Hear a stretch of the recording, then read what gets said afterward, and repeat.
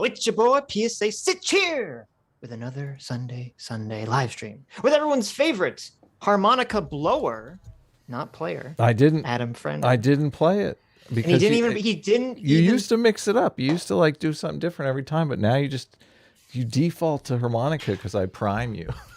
I know. It's and today we're joined by a very special guest, Jay Exci. How are you? Hello. I'm doing all right. I've had a lazy day this morning. Now I'm happy to talk some. I know where this is gonna go, but I'm happy to be here to have fun talking. Listen, I don't know. It's gonna be a heated debate. There's gonna be lots of yelling and screaming, and friendships will be broken. Okay. 3 will enter, and only 1 will leave. Yes, exactly. So I don't even know what we're talking about. We're talking about something related to gender. I don't even know specifically what we're supposed to be talking about. Can I guess what we're talking about before we begin? Yes, you can guess. So I think Adam probably said some boomer stuff about sex and gender. And Jay reached out and said, "Man, I need to fix that opinion that Adam has." Am I close? Is this all Adam's fault? What happened? Basically, what happened was I saw your coverage of Matt Walsh covering debating like cringe like activists on Dr. Phil, right? Yes, right. And this is fucking absurd because I just find it absurd how many people are very invested in discussing gender online and on, well, I guess this was on TV, but same thing.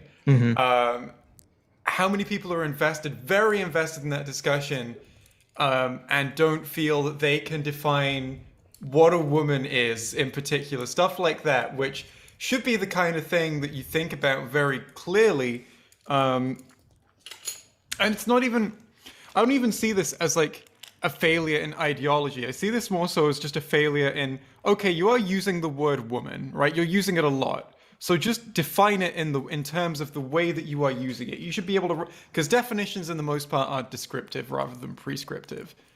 So you hope so. Well, so they are using the word in a certain way. So they should surely be able to have a descriptive definition of the way that they are using the word. But when so many of these people are asked, okay, define the word woman, they sort of stumble and then say, well, that's not up to me. It's like, okay, but it is a word that you're using. So if it's not up to you to decide what it means, then surely it's not up to you to use the word because you're conveying meaning by using that word. Right. Well, for those that don't remember, Matt Walsh was on Dr. Phil. He was talking to, I don't remember their names, two trans individuals, and I believe they were non-binary. So I mean, I don't know if that's trans important. and non-binary individuals. One of them had transitioned, at least, and they kind of got into the debate about what is gender and all that stuff. And Matt Walsh challenged them to define what it meant to be a woman. And they said, oh, that's not up to me. That's up to each individual person who identifies as a woman to create that own definition for themselves. And I mean, I think the reason that occurs, Jay, is because like that is, I don't know if you saw, who was it? It was Thaddeus Russell, I think, was on Joe Rogan years ago.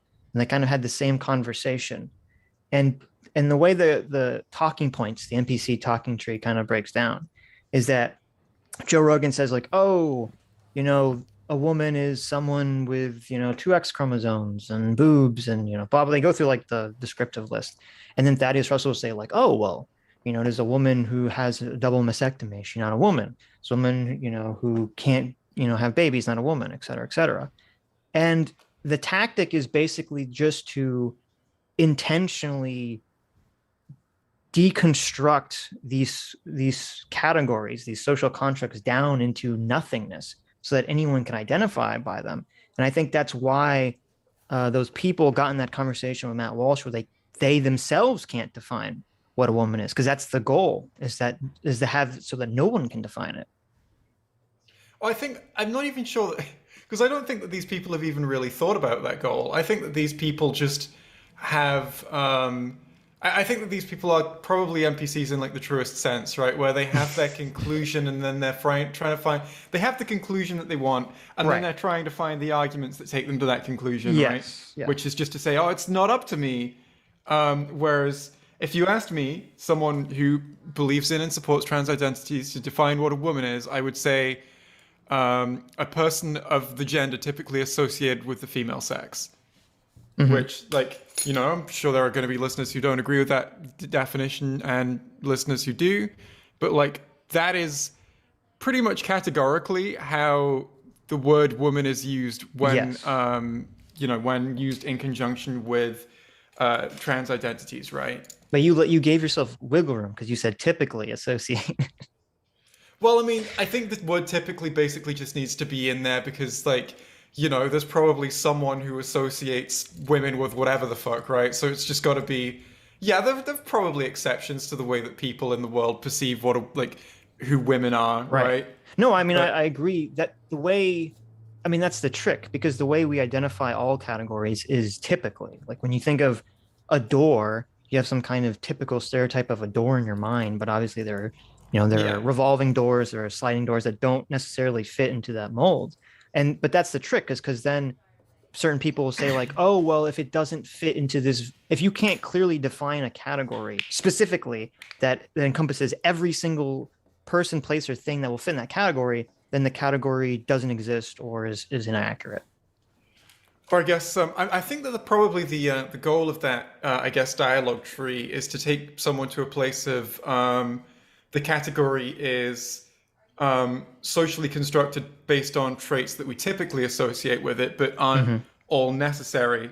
So therefore, we can deconstruct it further. Right. And I'm not really sure how I feel about that argument. To me, that argument's just sort of interesting, I guess. I don't really care to deconstruct it much further than that because, like, yeah, ultimately, all of these categories are. Like, you know, you can do the same with like categorization of animals into mammals and fish and birds. There are animals there that don't quite clearly fit into one category or the other, like a platypus. Right. Mammals don't exist because the platypus. I mean, it's like, I guess you could have someone arguing that like if they performed like genetic modification on a bird that they could turn it into a mammal or something. And I don't know. I think the ultimate argument, though, has got to be that these categorizations have got to exist for either scientific or social utility. Right. Yeah, I agree with that. So I was writing at the time, Jay. So the contention, I believe, over the categories is between self-identification and societal identification in sort of a broader category definition via, the makeup of the individual. You're on the self-identification side of that debate, it sounds like. You're identifying a woman as anyone who self-identifies as a woman, correct? I don't want to draw that line that hard, but basically, yeah. So like, I'm less happy, the other dialogue tree that you often get, right, will be, so anyone who identifies as a woman is a woman. So anyone who says they identify as a woman is a woman. So what about, Johnny Sex Crimes, who then goes and like explicitly says, I would like a female passport so that I can commit sex crimes. Right. They're usually not as open. Well, I guess anyway.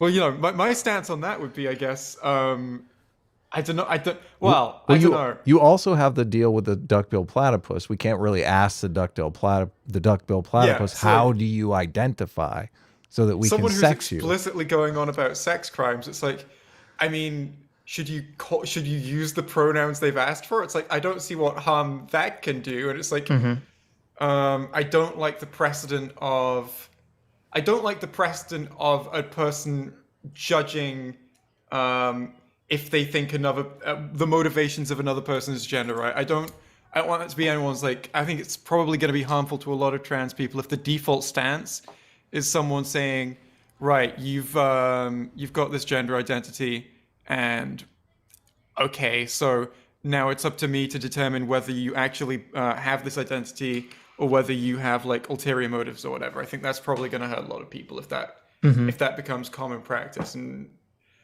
as far as I see it at the moment, the cases that exclude that are fringe cases. Well, the sex crime thing obviously is a fringe case, but there are people that are kind of policing their identity. This is kind of the feminist perspective, that they perceive womanhood as an identity that you just can't opt into, that you have to experience it in some way, shape, or form. So they're basically saying you're appropriating our identity and getting bent out of shape about that. I mean, that's just that's I see that as pretty scoldy, to be honest. Like, what else has got? It's like, I mean, I don't think that any. Well, actually, no. I think that probably the majority of trans people are going to say that they didn't choose to have the gender identity that they have. You know, I don't think many trans people who are over the age of 14 and don't have a Tumblr account are going through a list of gender identities thinking, this one sounds cool. I have decided to identify with this. Mm-hmm. Well, I mean, I think a lot. Well, I guess you said 14. I think a lot of kids are doing that in high school and in middle school right now. They are just looking at lists and saying, oh, you know, it's cool to be not, you know, a boring cis person. Now, I don't think that means they're necessarily going to go, you know, get hormones or go get surgery, but it's kind of like the craze is to identify as something other than being a boring cisser. And it's like, I don't see like kids just having that like phase of, I think that like kind of experimentation might be important for a lot of those kids as well. So, like if they are just exploring with how they choose to identify and how they choose to be perceived socially, I don't see any harm in that kind of thing. Like I think the main kind of harm that's going to come from that kind of thing is having them looking back and cringing, which to be honest, they were 14, that was going to happen anyway, which is something they did. Well, as long as, I mean, yeah, I don't care if kids are doing that as long as they don't get confused and think that they have gender dysphoria when they don't and try to take hormones or something. Because then, then who cares? If they just look back and say, oh, I was cringy when I was in high school, you know. Ultimately, I think that the go-to stance for someone when they think they have gender dysphoria is to talk to a doctor before they receive hormones. And that's true of testosterone at the moment, which is a controlled substance. Estrogen you can just buy if you want it, because it's used in like lots of medical ways, I think, that aren't just for transitioning. Is that true where you are? I don't know if that's true in the US. It's true in the UK. Okay. You can, I think I could just go on Amazon and buy some estrogen if I wanted. That's kind of crazy. The price is insane compared to what I get it for in private healthcare, but I could. But yeah, I think that's because it's used just by, you know, in the same way of like a lot of cis women go, I want a hormone boost. A lot of postmenopausal women use it because you know, that kind of thing. And as a result, I'm fairly sure it's not a controlled substance, but don't quote me on that. I don't know if it is in the US. Maybe someone in the chat knows. I'm being someone who's never bought estrogen in the US. I'm unfamiliar. I forgot what it. Where were we going with this conversation? Did we say anything wrong? Are we stupid? What I felt basically was watching that segment was frustrating because you were just talking about how bad the arguments were in the segment that you were watching, and I just desperately wanted to be there to supplement in the okay, here's what I feel like they should be using to respond to Matt Walsh's points. I see. So when Matt Walsh says, you know, define a woman, you're like, no, the correct argument would be yeah, give us that. That's great. Yeah, give us the good argument then. So as well, the dialogue skill tree that you guys bring up, right?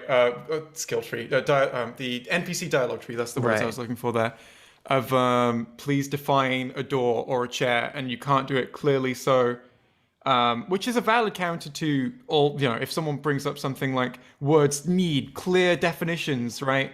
Then you can be like, No, not necessarily. A lot of words that are generally just understood, but quite are more complex to define. But I think the one thing to bring up in reference to the trans issue to make a lot more people understand it more clearly is how about defining woman? Skip back to the beginning of the stream. I think the one thing to bring up to make a lot more people understand, at least, maybe not instant agreement, but at least understand, is to define parenthood very clearly. Because that is, I think, a one-to-one, not one-to-one, very closer than anything else to being a one-to-one analogy for trans identities, where you have, so most people will probably say, define a parent, it's someone who's like contributed genetic material to form a child or whatever, right? At which point you would notice that excludes adoptive parents. Yeah.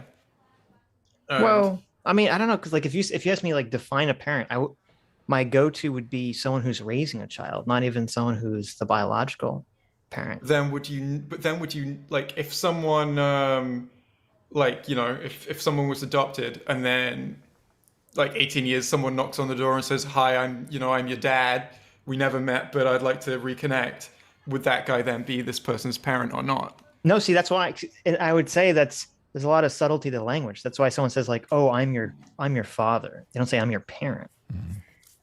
Like, I don't know, it seems like it has a slightly different all of the words, right, have their own definitions that work in different ways with parent, mother, father, dad, right mom. And that's why and this is part of the issue with these categories is like when you say like, oh, I'm so and so's parent, there's a bunch of assumptions built into it, like, oh, I'm raising this child, I am this person's biological parent.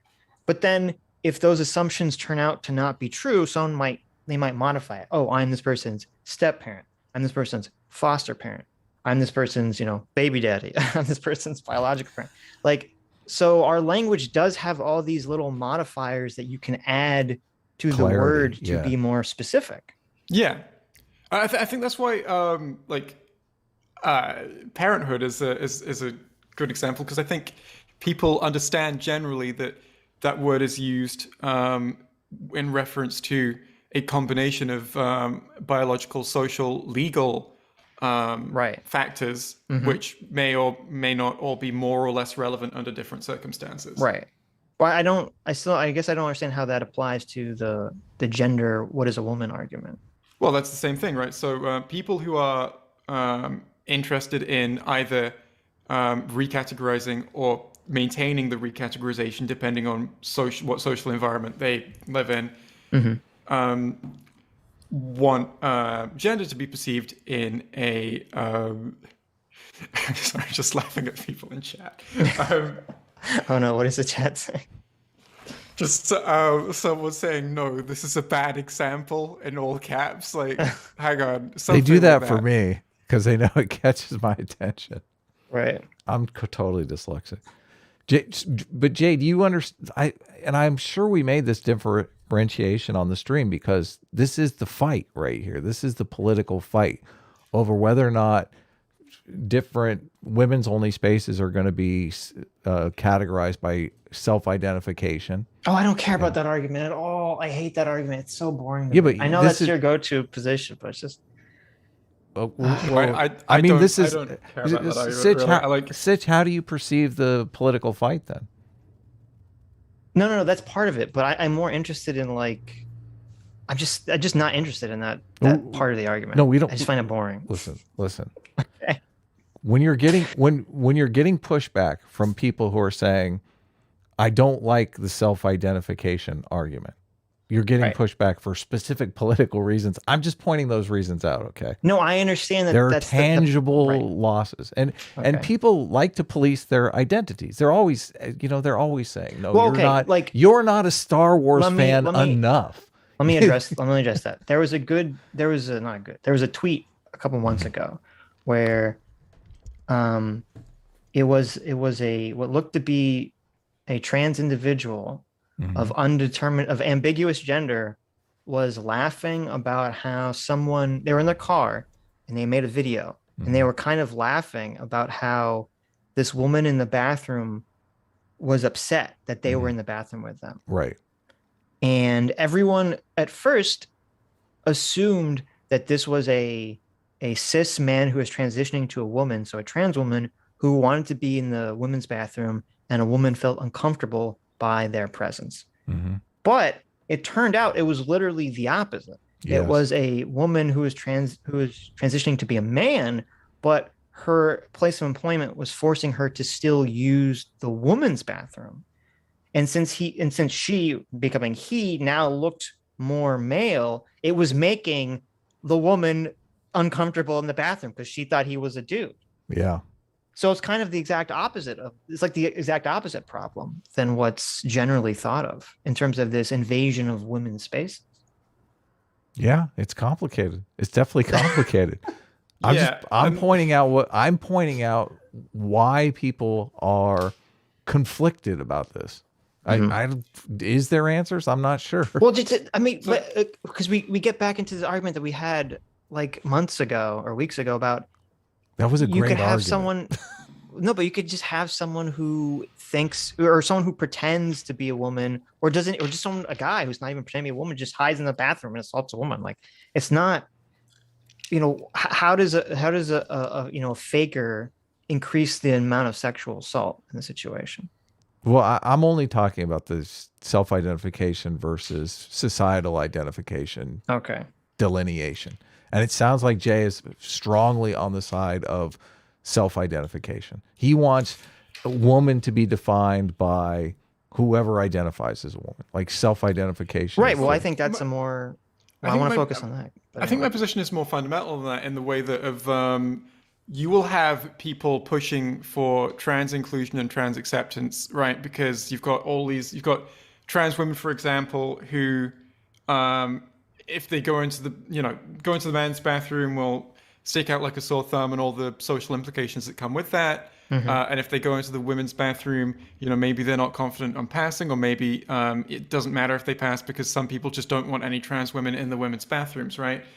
And ultimately, the solution that tends to be put forward by people who are anti-trans or simply anti-trans people in other spaces, in women's spaces in particular, will simply act as if there is no problem, and that the solution to all of this discourse is to keep things as they are, with female spaces that exclude anyone who wasn't born female, which is going to lead to, in essence, a world where trans people are simply not accommodated for in any way, as in they have to. So you would have a trans woman who just can't use public bathrooms at this point because these people exist now and they have to go somewhere. And if the solution is not to allow them to use the spaces of the gender with which they identify, there are going to be very clear problems coming from forcing them into the spaces of the gender they were born as well. Right. Which, you already brought up with the trans man in the women's bathroom. Well, I agree completely. He. I mean, I don't necessarily. I don't think they use their pronouns in the video, but I think it's he was forced to use the women's bathroom because he was a biological female. This is another thing that's just insane and a little. I sense why people are upset about this, because like you're telling a story here, and it's difficult to. It's difficult with the pronouns to actually identify the situation that's going on, especially if you're dealing with someone who's transitioned and you're telling a story about before transition. So, well, I want to go back to the parenthood thing too, because I guess I'm still confused by that, because I would think that it would be that you would say, okay, if you say that I'm someone's parent, it has a built-in assumption to it. It has the built-in assumption that you are the biological parent and that you are currently raising or involved in the raising of this child, and that you have legal custody over this child. And then throughout the conversation, maybe they'll say like, oh, no, I'm the step parent. And then you go, oh, okay. So then your assumption becomes, or your view of that person becomes like modified in your mind. And then when it comes to sort of the what does it mean to be a woman thing, to me, it works the same way. If someone says I'm a woman, you have all these assumptions in your mind that, oh, this is a cis woman. This is a person that was born a woman. They have, XX chromosomes, yada, yada, yada, yada, and everything comes with that. And then it's like, oh, no, I'm a trans woman. You go, oh, okay. So now your assumption of the person changes because you've learned new information. And it seems like part of a lot of trans activists' argument when they say trans woman is a woman is that they're trying to say that, oh, if someone tells you that they're a woman, you shouldn't have any of these prior assumptions in them. You should just, accept whatever they are, like at face value. You should have no assumptions to this category whatsoever. And to me, that seems an untenable way to communicate and live in society. I'm not sure I'm not sure I ever see the dialogue tree take it that far, that I wouldn't be able to tell you, at least in the debates and whatnot that I've seen, is that I'm not even sure what assumptions people want to be made. And like, I'm happy I personally can only talk about my own views and the views of people have heard. So my views are that, that I am more than happy for the word woman to generally be assumed that you are talking about someone biologically female who was, and in the same way that a parent is probably going to be assumed to be the person who provided whatever genetic material to create a child. Right. I'm happy for that assumption. Someone just said lies in chat. I'm just it's so funny. Well, yeah, but that's fine, because I think your position is very, like, that's the normal position, I think, for most people. Like, it seems like a lot of the arguments online are people making much more extreme, like far more extreme positions than what you just said right now. Doesn't a trans woman though have a much different experience than a biological woman? Just ignore the chat, Jay. Just ignore. Yeah, that's the battle I'm currently having. Right. Yeah. Just don't even look at chat. Half the people are just memeing it. Just ignore it. Doesn't. It's just very funny. I'm just seeing some very funny messages. Jay, you said before the stream began you were transitioning. Do you want to talk about that? Because I feel like the experience of it plays into this.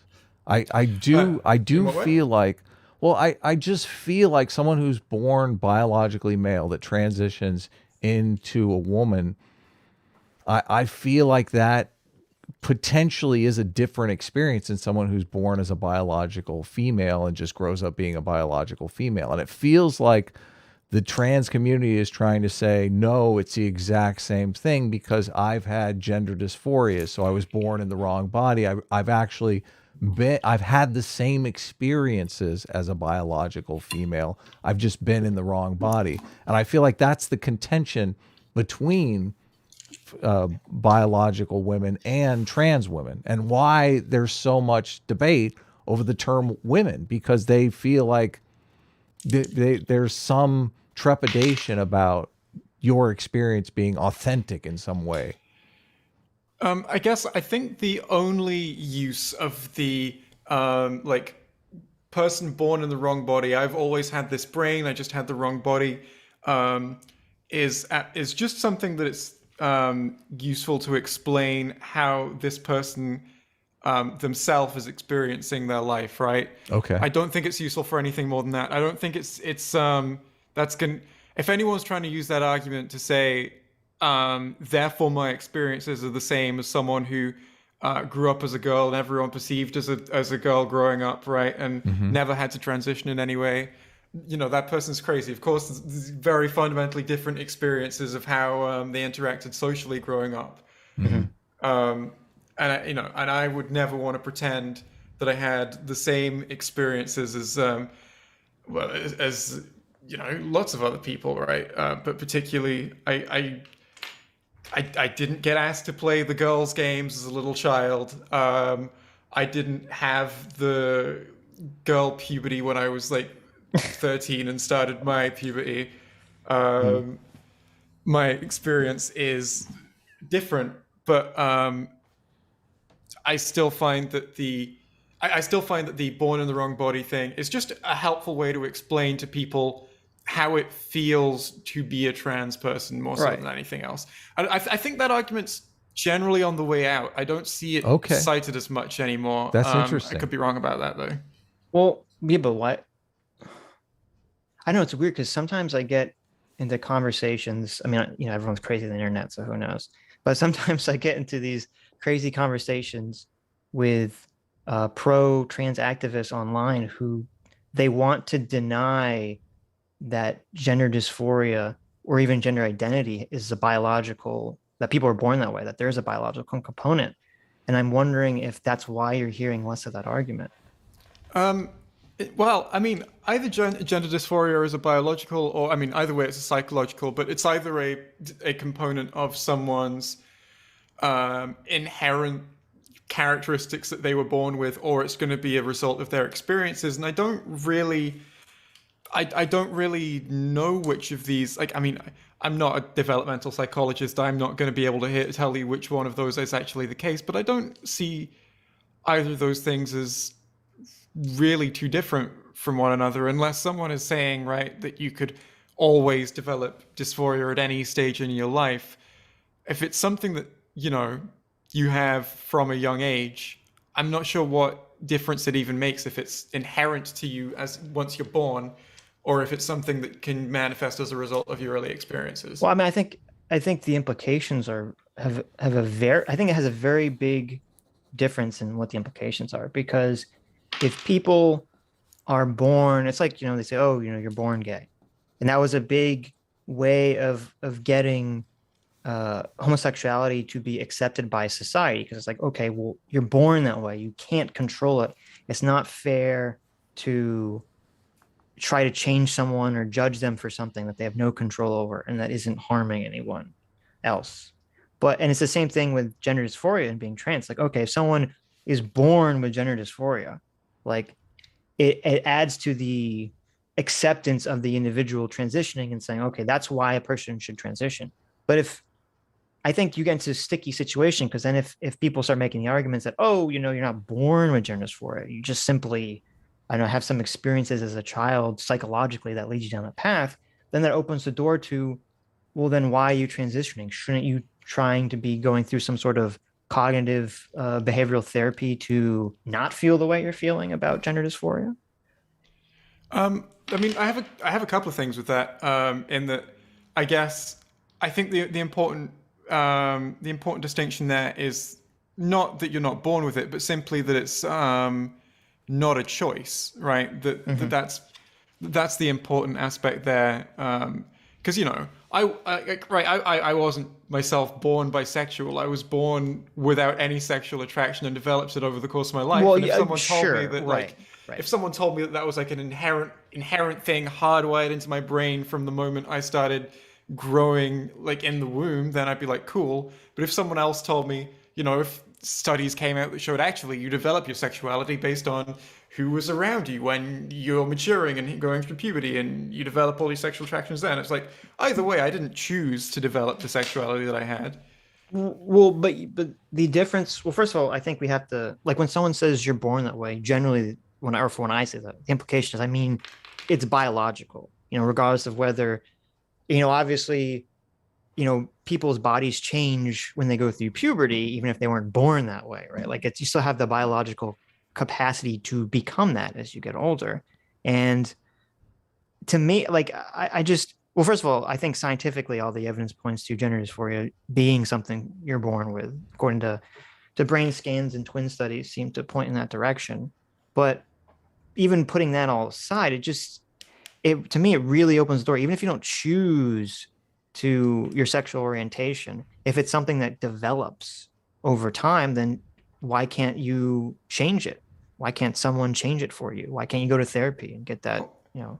I think the be all and end all then should be essentially just studies of, okay, what is it healthiest for someone to do when they develop this either attraction in the case of sexuality, or dysphoria in the case of trans issues, right? If dysphoria is something like literally it's like could happen to anyone, it's like I look out the window, I see a certain sight, and boom, gender dysphoria. Right. Suddenly, it's like, okay, then that's happened now. What is it? what is the healthiest thing for that person to do? And if studies still show that that is transitioning, then of course, I think that's what should be done with those people. Yeah, but the thing is, I don't believe there's been any wide scale research into trying to, like, I don't even know what the word would be, or I guess it would be, no, it's not conversion therapy. Like, I don't know if there's any research in America anyway of psychologists trying to take people that have gender dysphoria and getting them to reaffirm their birth gender recently. I don't think that's a thing that even occurs. So I don't know if there's something to compare it to. I mean, I don't really know much about the studies either. I've got I had Sandoval send me a long list of studies once, and I've lost that list. But right, yeah, I guess I don't have much to say on studies because I don't have. I believe people who have said they've read a lot of them, and I trust, the same way that my life isn't particularly oriented around this particular issue, and I don't have an encyclopedic knowledge of the studies. Okay, well, we have to talk about studies. I mean, and I guess another issue with me with the whole disassociating it from biology is that, to me, it seems like it's part of the argument to just say, oh, that's why, like, for me, I'm on the train of like, okay, gender dysphoria is something people are born with. It's a medical condition. Right now, transitioning is the only way that they know of helping people with gender dysphoria. There's no alternative treatment that exists currently. And but I'm still am cautious and worried because the number of, especially children that believe they have gender dysphoria is like exploded astronomically compared to what it used to be. And so my caution, my fear is that at some point in the future down the road, 10 years from now, there'll be this wave of trans regret for people that, didn't really have gender dysphoria. And to me, it feels like this disassociation from the biological component is kind of a way for people to say, oh, if someone says they're trans, you just accept that they're trans. You don't, there should just be affirmative treatment. They go to the psychologist just says, okay, here's your prescription for hormones, go be you. They're not even going to try to determine whether someone actually has gender dysphoria or not. Oh, I mean, on one level, I think that hang on, let me just accumulate my thoughts for a second. I mean, okay. I mean, my underlying principle is always going to be that we just follow the science and what it is said to be, healthiest for people. And I simply don't know what that is in the case of like trans kids. That's never an issue that's affected me. And I don't, I don't, if the science comes out and said, yeah, if a child shows these developmental signs, then they are almost certainly trans, and it is beneficial to give them these medications, which currently is, I know is puberty blockers, no kinds of surgeries or cross-sex hormones, anything like that, simply drugs that delay the course of puberty. That's what's currently accepted, and I don't have any comments to make on that because I just don't have anything to, I don't have any even moderate understanding of what the science actually says. In terms of stuff like easy access to hormones and things, as having been on hormones myself, and I was given a very clear understanding of what the effects of the hormones I was given would be, being basically, I mean, the most significant negative effect is potential loss of fertility, and there are a few minor things beyond that. For me specifically, and I basically there were a list of potential side effects that I had to understand, as in with any medication, right? Sure. The list was shorter than the list of potential excluding loss of fertility, which I don't care about because I have deposited like sperminals come bank, right? Really? Good for you. Which, to be clear, is I found out because of this that my local university has a cum room.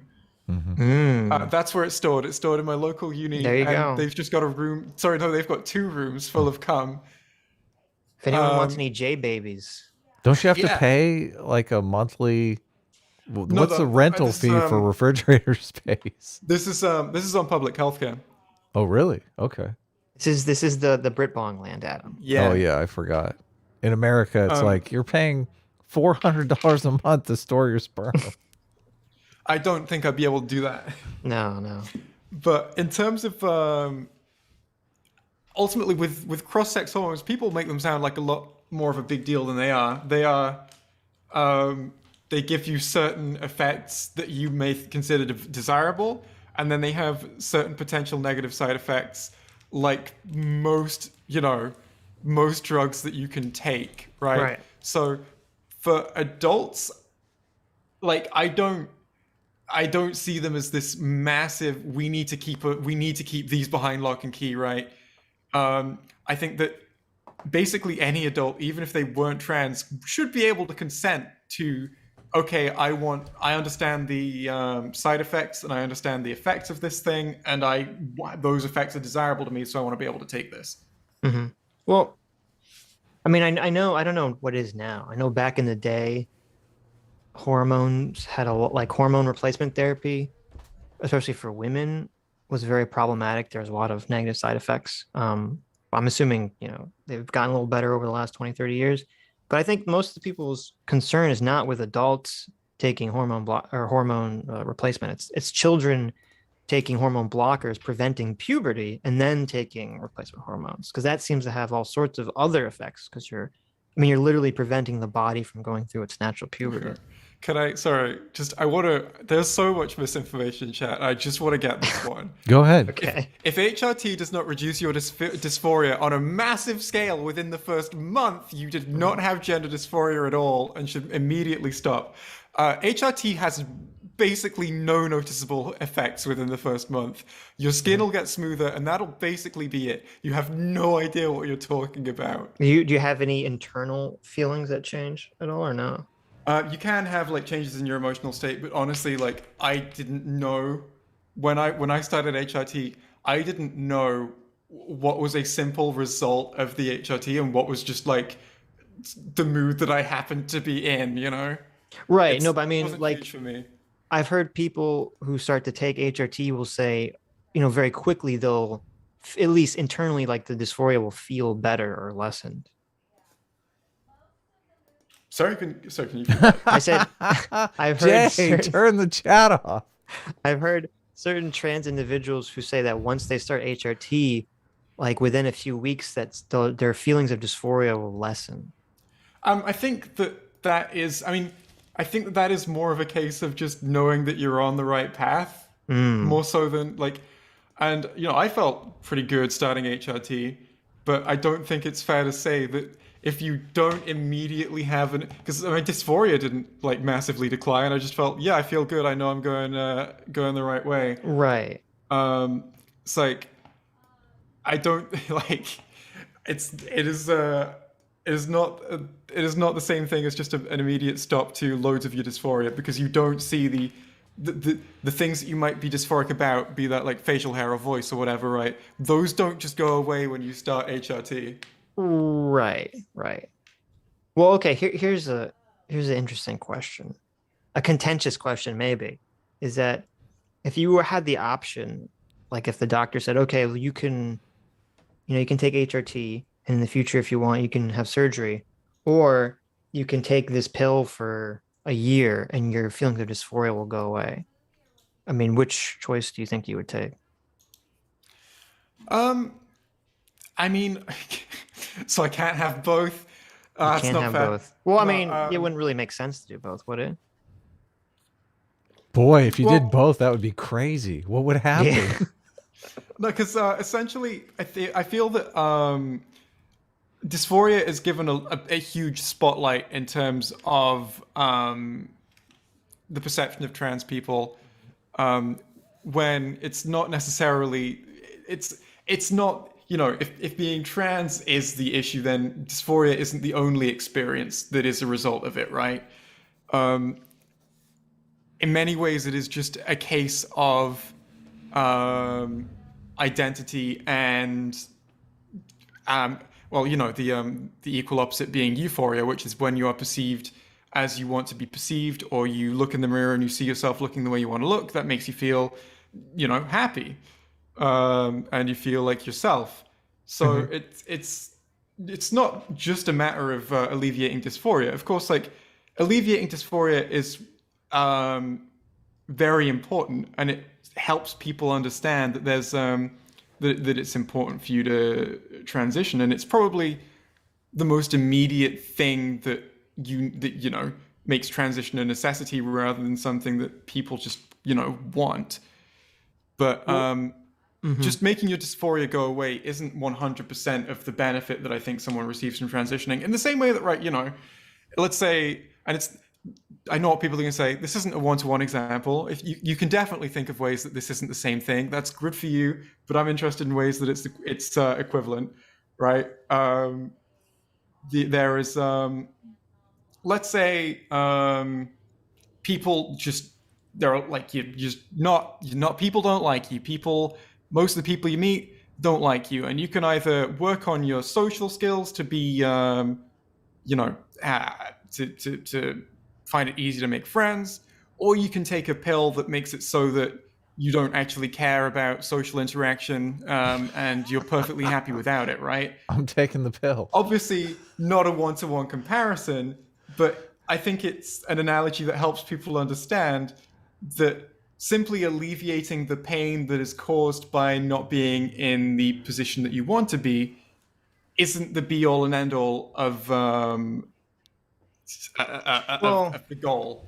I mean, as you said, I'm not sure. That's not a one-to-one comparison. I'm not sure I would accept that as a good comparison. Well, because talk about it. I mean, well, generally, being social is viewed as healthy. Yes. If people could take a pill that made them fine sitting alone in the room all day, like me, I think that would be perceived as a bad thing. Well, you're also turning into something aspirational, which is different, I think, than. I mean, people don't generally think of their sexual orientation as aspirational. They think of it as, this is me. This is the way it is. Yeah. Right. I mean, I want it to be seen as, more so neutral, minus, potential health complications or whatever, right? Well, I'm on board with that. Yeah. Yeah, totally. So, I mean, and if we are talking about utility, then if we have a pill that you can take that removes any negative side effects of not socializing, then I'm sure that actually some people would probably choose to take that pill. So many people.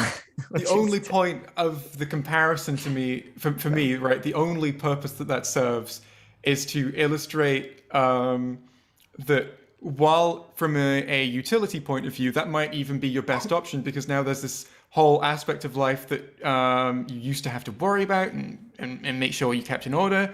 And now you're totally healthy without even paying any attention to that aspect of your life ever, right? Right. But even just removing the problem like that isn't going to be the most desirable approach necessarily for a lot of people.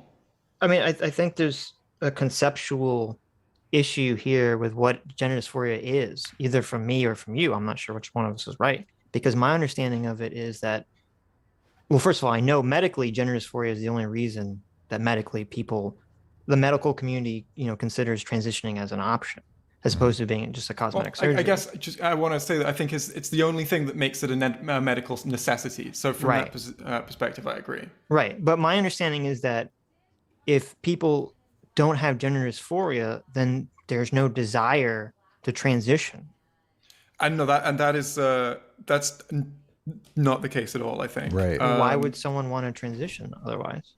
So, I mean, well, I guess, again, it's still not the clearest analogy, but if you're struggling in your social life, then you may not be feeling like shitty about that at any given time, but you might still be motivated to improve your social situation. In the same way, a trans person has a goal and they want this, it's just, essentially a nebulous desire within their mind of, I want to look this way, I want to be perceived societally this way. And they might not be feeling like shit about it at that given time. But they still have the desire and the goal. Okay, I understand the complication. So I'm using gender dysphoria as sort of a shorthand, or I'm incorrect in making the assumption that people whose gender identity doesn't match their sex automatically have gender dysphoria. And maybe that's the wrong assumption to make when I'm talking about this stuff. I guess what I should say is, if there's a pill that makes it so your gender identity matches your sex, as opposed to saying a pill that alleviates gender dysphoria, would you take that instead of transitioning? I'm not sure. I feel like it would just make me a different person, and not in terms of how I interact, but I don't see the journey that I'm going on as a wholly negative experience. I see it as I am, I have the setback of starting in a place that is further from where I want to be than most people, but now I'm being formed by the experience, and I'm having the experience of working my way towards that place. And even though starting with what I guess you would call a disadvantage and being further from where you want to be does strictly seem like a disadvantage, it's something that I think the experience of overcoming is valuable to me. So I don't think I would take the pill. I see. Well, I I mean, would consider it. I guess you're much more valiant than me. I'm very lazy. So if I had some issue and someone's like, here's a pill and you won't have to work to fix the issue, you can just take this pill, I'm going to be on board with taking that pill. But maybe that's just my laziness. Yeah, well, it's not like it's. I made a list of a few things I want to talk about. I know there's a time constraint here, so do you mind? I don't want to cut you off if you're in the middle of something, Jay. Oh no, go for it. Well, I've forgotten what it was. So are you? Can you say that you have gender dysphoria, and you mentioned hair or something like that? Do you feel comfortable talking about like specifics about that? Because I feel like a lot of people don't necessarily understand even what it is. Sure, I can talk specifics. Do you have any specific questions, or is this just obviously it's a feeling, right? I mean, I don't have gender dysphoria, but I have had feelings, so I understand. Like certain things I find attractive, certain things I'm repulsed by. There's food, pictures. There's like when you're talking about a dysphoric feeling, what exactly is it? You said maybe you said something about hair, but I don't know if it's on other people or on you. So for me, I don't like my facial hair at all. I try my best to be as smooth shaven as possible. I've looked up techniques to get the absolute smoothest shave you can. And when I let my facial hair grow out, it feels sort of gross and not right. It makes me uncomfortable to see it in the mirror, depending on just I guess what state of mind I'm in that day. It can be sort of I wish that wasn't there, all the way to like, I'm really uncomfortable now. And it's that kind of vibe generally. Is it a discomfort in like an internal pain, or is it a discomfort that's more of a social thing and how other people perceive you? It's not. There is a social aspect to it, but it's definitely not entirely social. It's more fundamental than that. I feel that it's just I look in the mirror and I feel kind of, that's not right. It's just, it feels a bit gross, I guess. It's not quite the right word, but disgust is an emotion. We talk about it all the time on the show. Because it's like I don't look in the mirror and think, wow, I'm disgusting. I look in the mirror and just I feel a more general disgust anyway, though, sort of a discomfort and disgust. I don't have any I think I have a pretty good understanding of how I actually look, and I have I think separate and healthy appreciation of how I'm perceived when I go places, and I'm not under some delusion that everyone walks around and when they see me they feel the same feelings that I do about people. I know that people aren't going to be pointing at me and going, "Ooh, a small amount of facial hair. That's disgusting." I know that it's internal to me, but it's. Are there other things? Are there other things? Is it simply... it's similar things, but with other aspects of like my body or my voice, right? So it's all based on appearance. It's all based on. Well, there's social aspects to it as well, I guess. That is another one of, and that isn't the same feeling. That's more of I guess it's more of a sinking feeling of just knowing that you're not being perceived socially as you would like to be. And it's a different feeling from just like, oh, these guys don't think that I'm funny when I told a joke that didn't land. But you know what? I would say it's comparable to telling a joke that doesn't land, and you just feel a bit uncomfortable. But the question that I have though is the discomfort in specifically you want other people to perceive you as a woman, or if it's an internal perception. It can be either or. Well, hold on. Let me talk about the discuss thing, because that's very interesting to me, because we do talk about like the moral foundation of discuss all the time on the show. And you're saying it's not like I don't know, if I ever look in the mirror and I look at myself, I'll be like, oh, I need to work out, I need to get buff. But I'm not necessarily disgusted at some part of myself, or I should say, I don't feel like I've never looked in the mirror and felt that some part of my body was wrong. And is that the issue? Like, it's not like that there's a feeling of disgust, but that just something is not right that should be. Yeah. I think that, it just feels wrong. Because I feel like I've never experienced that, so it's hard for me. And I don't think most people have, so it's hard for me to understand that feeling. It's not quite discussed in the same way that I feel most people experience that in the same way. Like, it doesn't feel like someone fucking sneezed on me or whatever, right? It's not like you have a big pimple and you're like, oh shit, but, gross. I think closest comparison would be it's one of those sort of feelings that's difficult to put into exact words, Right. Because I guess there's no way that I'm going to get people to understand exactly what the feeling I'm experiencing is, but I guess I can get people in the right ballpark to be like, okay, that's the kind of thing it must be.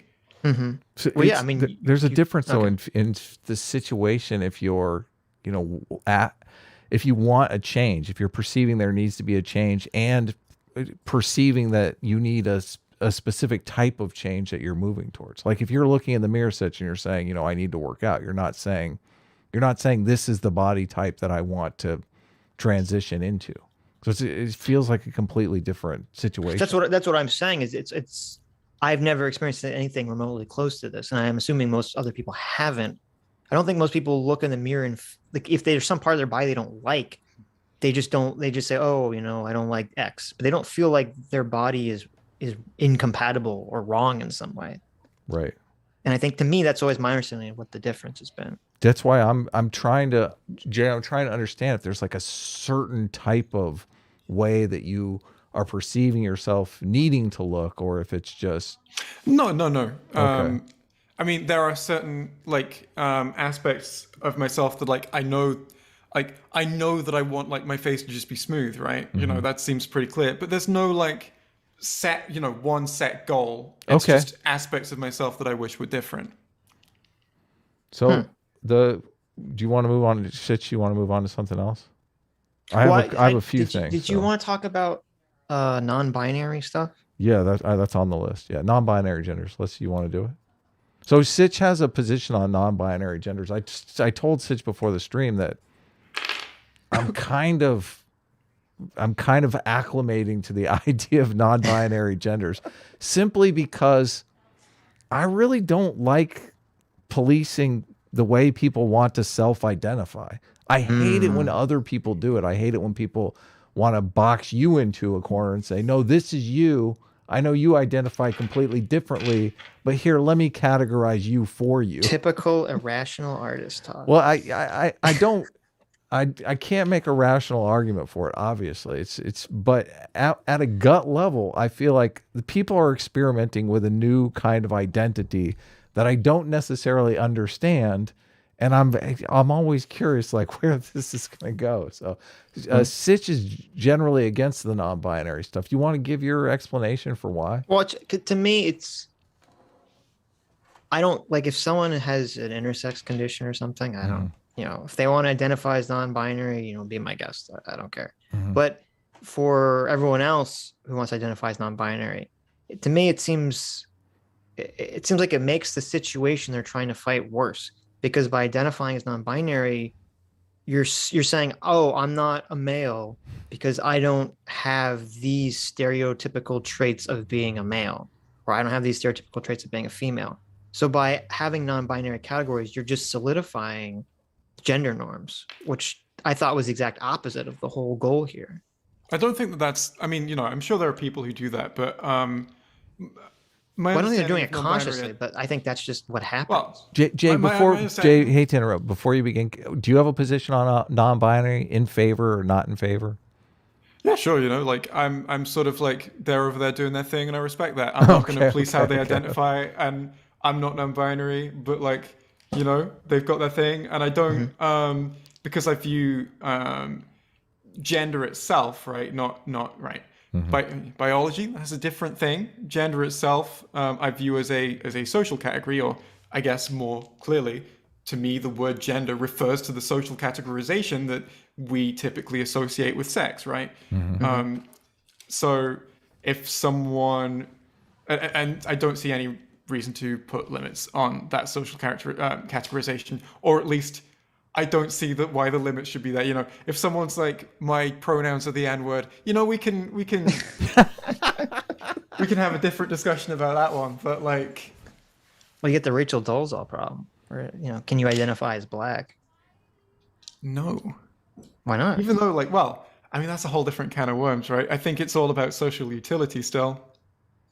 I mean, it is a whole different can of worms, but it's also not, because it's just saying, if race and gender are both these pure social constructs, why and you can identify as whatever gender you want, why can't you identify as whatever race you want?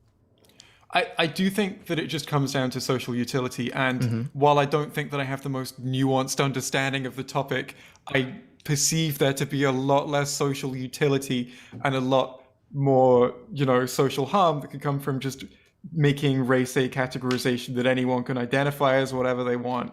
I mean, I think I think there's a lot of social utility. If YouTube says we want to highlight black creators, and I say, well, I'm black, I mean, that's a lot of utility for me. That's personal social utility. That is definitely true a kind. For everything, isn't it? I don't know that there's any social utility to non-binary. Right. I think non-binary is like takes away giant amounts of social utility, but right, maybe that's the point. I want to reply to this in chat, not because it's like not because I'm focusing on it, but because it's just a common argument. I identify as a hentai protagonist. Is that what? Well, this is someone saying social utility in quotation marks over truth. He just admitted it, right? Right. It's like, okay, I see how you arrived at that position, but I'm not denying any aspect of the truth, right? I know what sex I am. I know what chromosomes I have. I'm not denying any of that. I just define the words that I'm using in a different way to the way that you do, right? I use this word in a way that a lot of people commonly use it, right? I view language as descriptive rather than prescriptive. A lot of people accept trans women to be women, and that is a social categorization in that case. So, like, there's no truth being denied there. Well, that's just... right, I understand what you're saying. Well, we have to break that down a little bit, because when you use the term gender, do you mean, because it's like so many different definitions of gender. Like, there's one definition of gender, which is basically everything that's not your genitals and your chromosomes is gender, including personality and behaviors. And then there's another definition of gender that's specifically the non-biological aspects associated with sex. Yeah. So is that how you're using the term gender? Pretty much. Okay. I guess I've not actually had to come out with a clear definition of it, but like, I guess off the top of my head, I would go with what I said earlier. So I guess it's not off the top of my head, and I just lied to you. But don't you care about the truth, Jay? I guess instead of off the top of my head, I'm just trying to say, not fully formed, but the best I can do right now, I think, is the social categorizations associated with sex.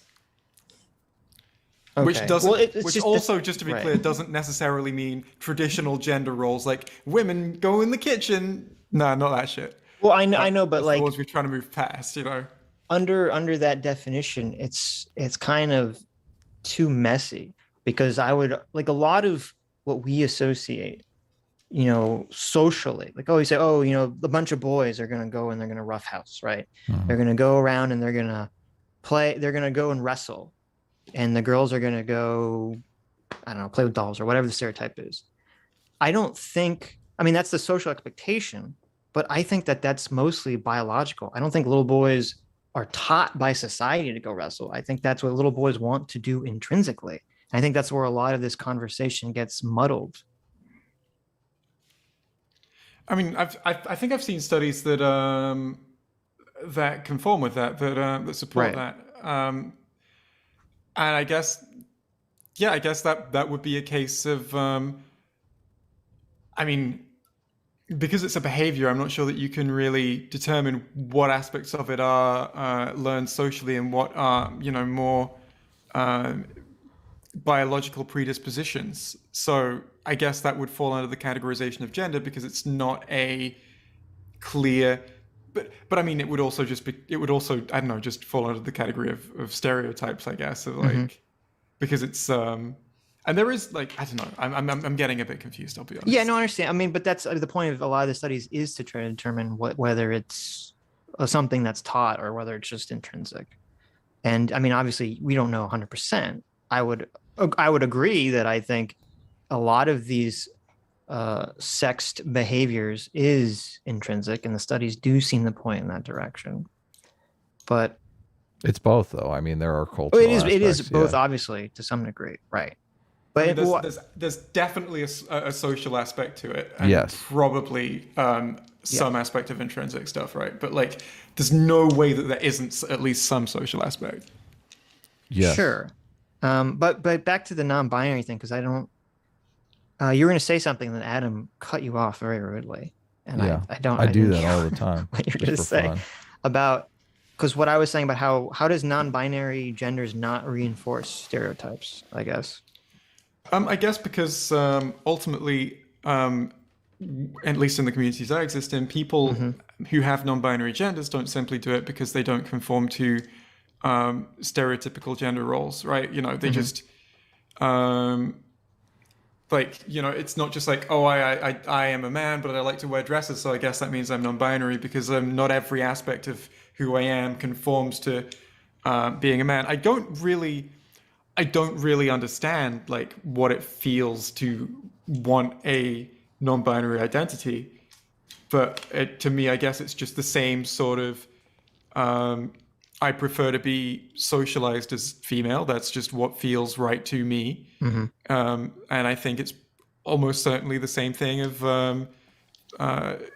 hey, I prefer to be socialized as a gender neutral person or whatever, right? I mean, yeah, I understand what you're saying. I guess my issue is that I don't trust people or society to break down these categories and then reconstruct them on a whim. I want these things to be nested to biology or something tangible. And that's generally the way I look at most things in the world. So, like, I wouldn't have a problem, and maybe this is just my own weird way of looking at it. I wouldn't have a problem with people who, you could put them in the brain scan machine. You say, oh, you have gender dysphoria. Oh, you have, non-binary gender. I want a problem with people in those categories being identified as non-binary or something. But to me, it seems like so much of it is not that. So much of it is just, oh, because these categories are social, we can just do whatever the fuck we want. Fuck you. Don't tell me what to do, basically. I mean, I guess what would the if someone wants to be perceived in a certain way, is that a problem because that's their motivation? Because like I don't see any particular issue there. It's like they've asked to be perceived and socialized in a certain way, and maybe that's not healthiest for them, but that's their own thing to discover if they've done this in what would be, I guess, a mistake for that person. Well, like an example is if someone wants to be identified as like goth, okay, they're going to wear certain clothes, they're going to put on makeup, whatever, and they're not really, you look at that person, you say, oh, this person is dressed in goth. Like, you're not changing, you don't have to change the foundational view of society or people's roles in it to accord with someone who wants to be, identified as a goth or a punk rocker or something. But in this situation, you are, because if you're saying, oh, I'm non-binary, or oh, I'm not the gender that I was born with, you are asking other people to change the foundational ideas of what it means to be a man or woman. Doesn't goth enforce harmful stereotypes of dead people, though? No. I feel like it does. But anyway. But, right.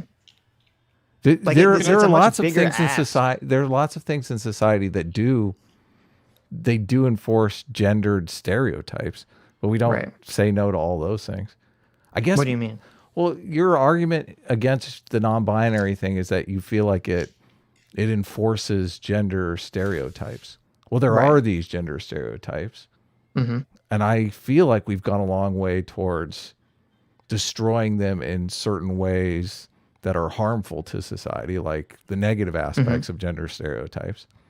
I'm not quite convinced that people identifying as non-binary creates a more static binary. I feel like it's just they're trying to get outside of like tomboy or no, but why? Ladyboy. It doesn't. What is the purpose of it? If we're saying that I don't know what the purpose a man or a woman can I have no idea what the purpose. But that's what I'm getting at. If we're saying that a man or a woman can do whatever they want and not be bound by their gender norms, then what is even the point of a non-binary gender? It has no social utility from my perception. At all. Yes. But I just because I don't understand it doesn't necessarily, I mean, obviously they're getting something out of it. Otherwise they wouldn't be doing it, right? Well, but we're losing Jay here. Jay, hey. Hello. Do you want to move on to something else? I want to. Let me just say, because the issue is, okay, so if you we're like, this is too nuanced of a conversation for the average dumb normie, especially the average dumb normie kid to have. I completely agree. Right, but so you have kids in school. They're gonna. I think it's very easy for a kid to be like, oh, according to the non-binary stuff, oh, I don't feel like I'm a manly man, or I don't feel like I'm a girly girl, so therefore I'm non-binary. Like, that to me seems to be a very easy path for people to go down. So let's bring Jay back in and talk about social contagion, the thing that everyone doesn't want to talk about. I feel like there's an argument. I mean, I was thinking of social contagion long before this stuff ever really peaked into mainstream. So do you have a take on the social contagion argument, Jay? Not really. I guess just insofar as this is why I think that it is probably best to not remove the steps that it takes for an individual to get HRT or anything like that, right? That it probably shouldn't just be a over the counter. I go down to the store, buy myself some estrogen, and start taking it. That it's got to be you talk to a professional and then they inform you of everything that's going to happen to you.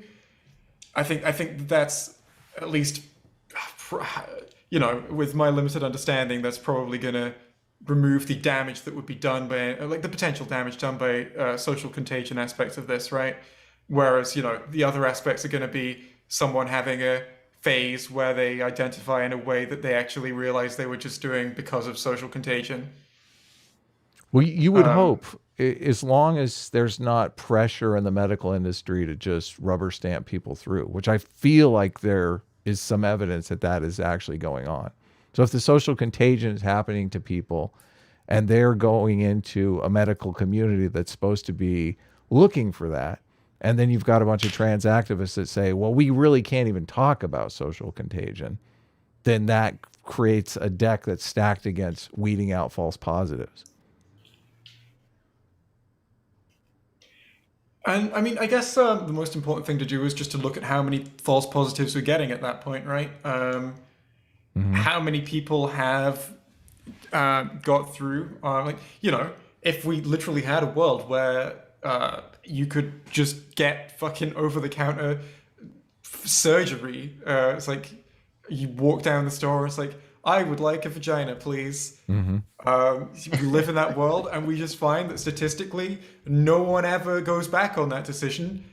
Then I guess that's the best thing for the world, right? Is to Right. Just have, Yeah, but we don't have that. but I mean, as my understanding, and again, I don't know the stats and figures, so that's going to be like the main limiting factor of this conversation, I guess. My understanding, though, is that detransitioners are very rare at the moment. Obviously, we've seen a current increase in the amount of people transitioning, and if there is, in 5 years, a massive increase in detransitioners, then that's obviously going to be a sign that we got it wrong.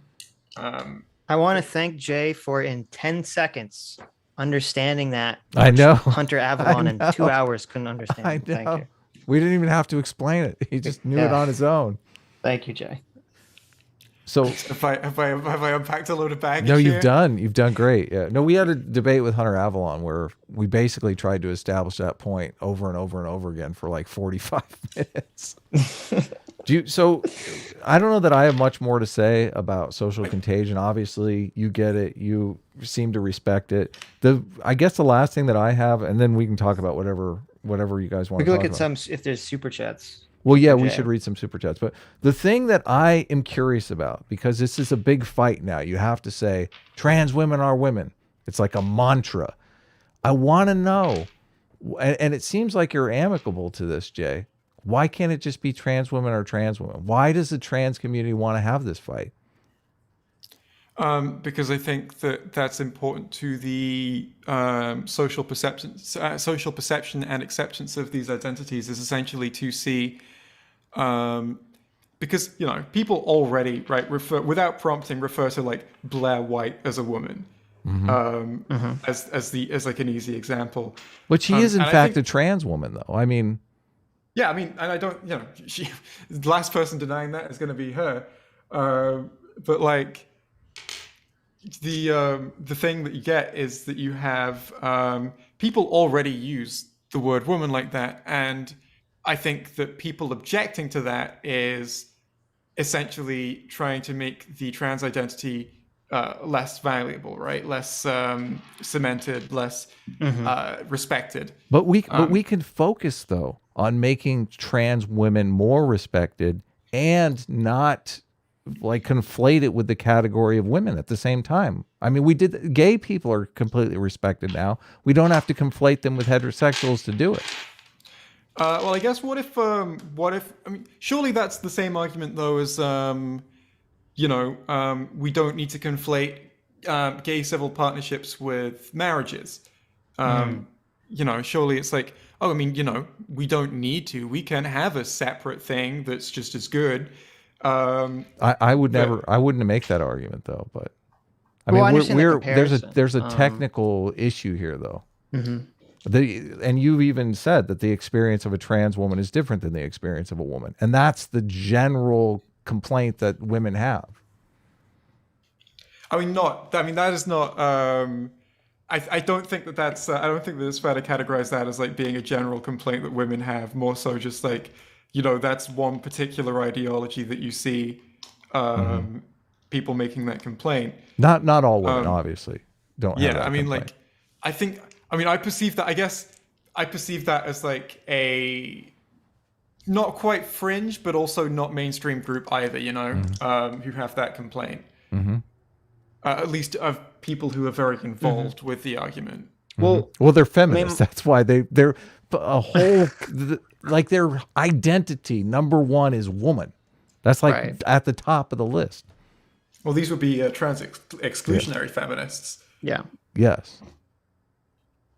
Well, I would argue that the reason why they have become trans exclusionary is because they were feminist to begin with. They're like, this is our identity. We're the ultimate woman fan. Okay. We want to police our womanhood club more than anyone, which I mean, obviously we understand that as just people like to police their identities. This is something human beings do. Like doctors want to police their identity. They want to say, listen, and I do see, you're a chiropractor. Very similar. I see this as very similar to people, like the same kind of arguments coming out about gay marriage. People saying that, well, we can't just change what it means to be married just to accommodate, these people who aren't doing what we view as marriage. There is a difference. Now we have to share the label of marriage with these people. There's a giant difference that makes this not a good argument. The giant difference is there's a biological component going on here. And marriage is a 100% social construction. If we wanted to arrange marriage so it was between only 5 people, we could do it, okay? That's something we make up as a society. Well, I'm sure, my argument then would just be that what I'm talking about is the social categorization, and that the definition of woman that I use and that it's not prescriptive, it is descriptive. Is a person of the gender typically associated with the female sex, not someone of the female sex. Well, but the problem is that when most people say woman, they don't mean it that way. They mean they mean a biological. That is woman. the implication. And when they say trans woman, they mean a trans woman. Right. I don't know. Maybe that's change, because the people that I know generally do mean because they'll casually refer to Blair White on the street as a woman, right? And they'll casually refer to even a pre-transition trans person as a woman. And maybe there's some perceptions of I'm using the word differently here, but ultimately they are still using the same word, and it's the social categorization is. Maybe there are subcategorizations in that person's mind, but the broad categorization for that person is that these people are all women. Well, I do know a lot of people who use it like that, but I guess I think we just have difference in perception of intentions here, because I don't have a problem with I think even Ben Shapiro was saying if he was trying to point Blair White out to someone in a restaurant, he'd be like, "Oh, it's that lady over there, that woman over there." And I have no problem with that whatsoever. I only get a problem is when I hear the phrase trans women are women, the implication and the intention is to say that there is no categorical difference between a cis woman and a trans woman. And that's what gets, me activated and going, oh, wait a minute, what are we doing? That's what happened in the Dr. Phil episode too. That's exactly what happened. And I guess, to, if I was going to say the phrase, because I'll use the phrase, but whenever I mean it, right? Whenever I say that phrase, the more elaborated on version in my mind is trans women are a subcategory of women who are not actually the same as a trans woman is not the same as a cis woman, but the category is encompassing of both these people, or both these groups. And should be treated by society with respect and dignity, just like women. Yeah. I get that. It's just such a meaningless debate for me, but I guess it's because I'm not a feminist or trans. So, but I know there's a lot of really angsty people arguing about it online. So I just feel like it would be easier if one side would just put down the guns and we could just agree to agree. Well, for a lot of people, this is their lives, right? I completely understand why people get up in arms. Right. Yeah. Oh, sure. Jay, no one uses that phrase that way. I use that phrase that way. Go away. So that's all I have. Right. Super chats. Yeah. Let me read some Jay super chats. The Blair Anvil for $2 says, "I didn't expect to see Jay here. Hi, Jay. Also, hello. Hi, Rags." Oh, Rags isn't here, but he would say hello if he was. Hello. Butter it always says hi, Rags. Satoshi was a Reploid for 200 knock knocks. Says, "I love Jay. I hope the discussion is about the canonical gender of the Doctor." And General Sung Dees is saying China is joining NATO. Wait, what? What? For real? That's crazy. Okay. That's not true.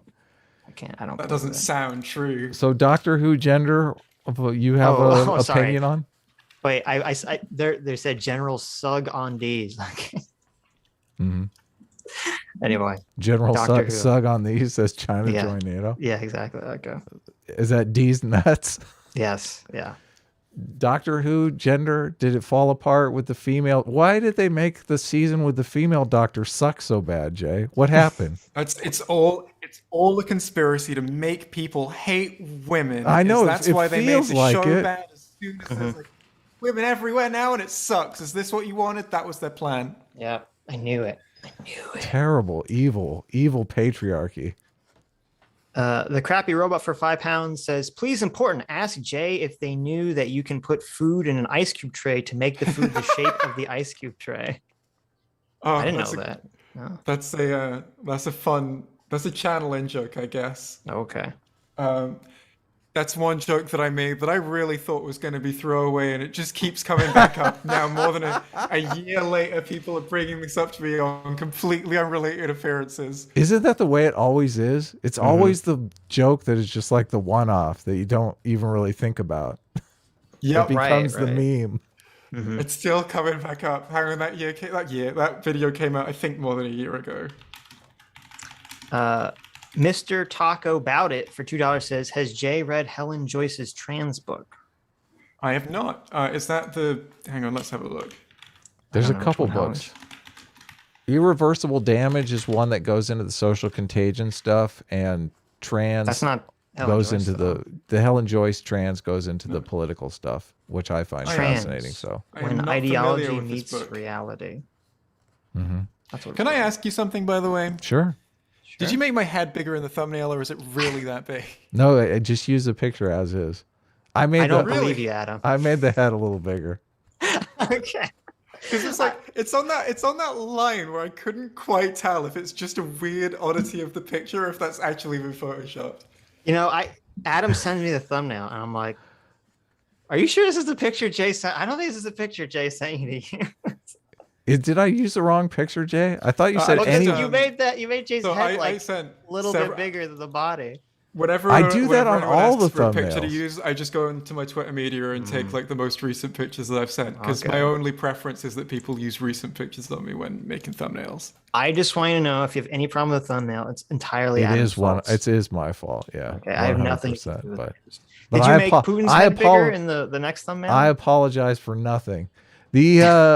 I did actually. What are you talking? Okay. No, I didn't. Not. Oh, okay. I see how it is. Putin's head was a rush job.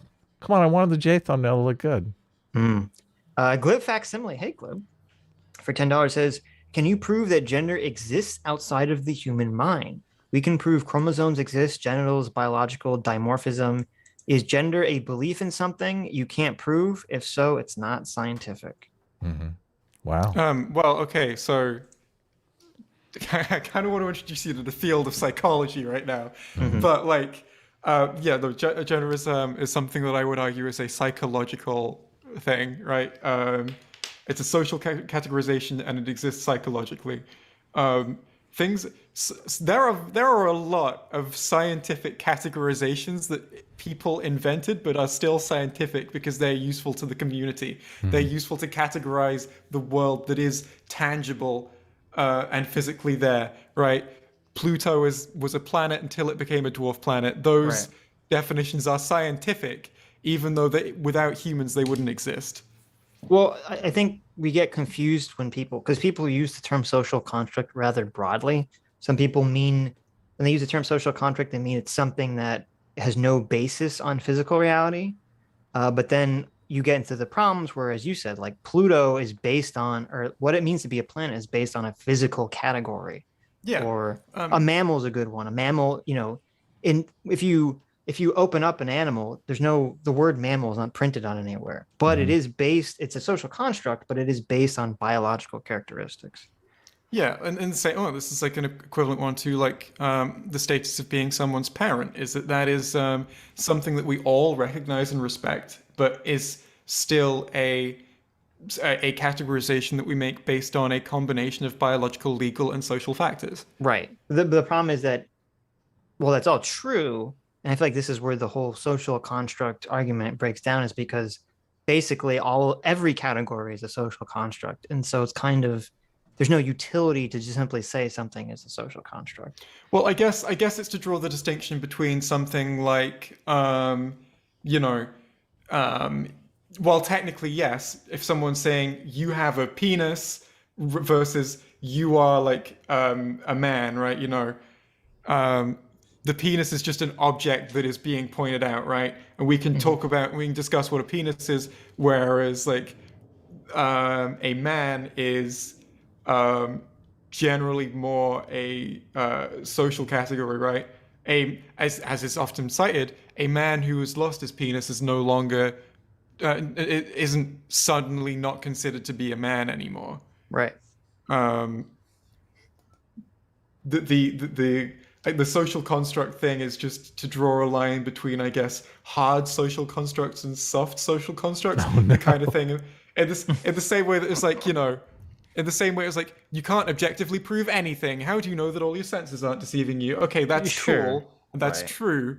But let's talk about practically things that you can and can't prove. I guess the more valuable term would be practically, like, in practical terms, this is or isn't a social construct. Yeah, well, I say pure social construct, but I just make that up. So, Brain for $2 says, so we aren't getting a definition of woman. Did we get a definition of what it means to be a woman? We got it at the beginning of the stream. What was it? I forgot. I said it was a person of the gender typically associated with the female sex. Right. Okay. CT for 5 Canadian says, as a biological woman, Sammy G and I would like to know how to define woman so we can know if we qualify. Oh, there you go. You guys are typically associated with the female sex. Is CT drifting to radfem? Oh my God! Felt a tinge of territorialness in that. I know. Super chat. Shocking. Very shocking. Oversized Trash Panda for $5 says, so how is the parent example anything other than the categories have fuzzy boundaries, therefore they don't exist fallacy that was already rejected? Because it's an example of a categorization that is changed for social utility. That we all recognize that this categorization has been changed to accommodate the more useful. I'm drawing a blank on just words here. Has you know it been what I mean? changed? What do you mean? I don't. As in, I guess maybe it hasn't been changed actually. Maybe this is just always how it's been. But we recognize adoptive parents. It's based on a biological factor, generally speaking. Right. But we recognize the exceptions to that when they have social utility. Right. Okay. Sword and Scale for $20 says, let's just let everyone who wants to identify as a woman, and then repeal the 19th Amendment. There you go. The 19th Amendment is what gave women the right to vote, right, Sid? Yeah, there you go. Oh, okay. Yep. So they would lose the right to vote, all the people who identified as women. There it is. Wouldn't they just identify back again? I mean, I don't think well, then they were faking it. Oh. Well, I mean, they could identify just to vote, so. I see. They change their identity on a daily basis. Okay. Levi Miller for $10 says, yay, I subscribe to both of your channels. Super cool to see you guys talk. And Jay, love the Doctor Who video that you did. Thanks very much. Have you done any videos on sex and gender, Jay? It seems like all your stuff is movie criticism. No, it is all movie criticism. Okay, good for you. It's just, this is a world I'm dipping my toe into more so than anything else. It's probably a bad idea. This is a terrible place to be.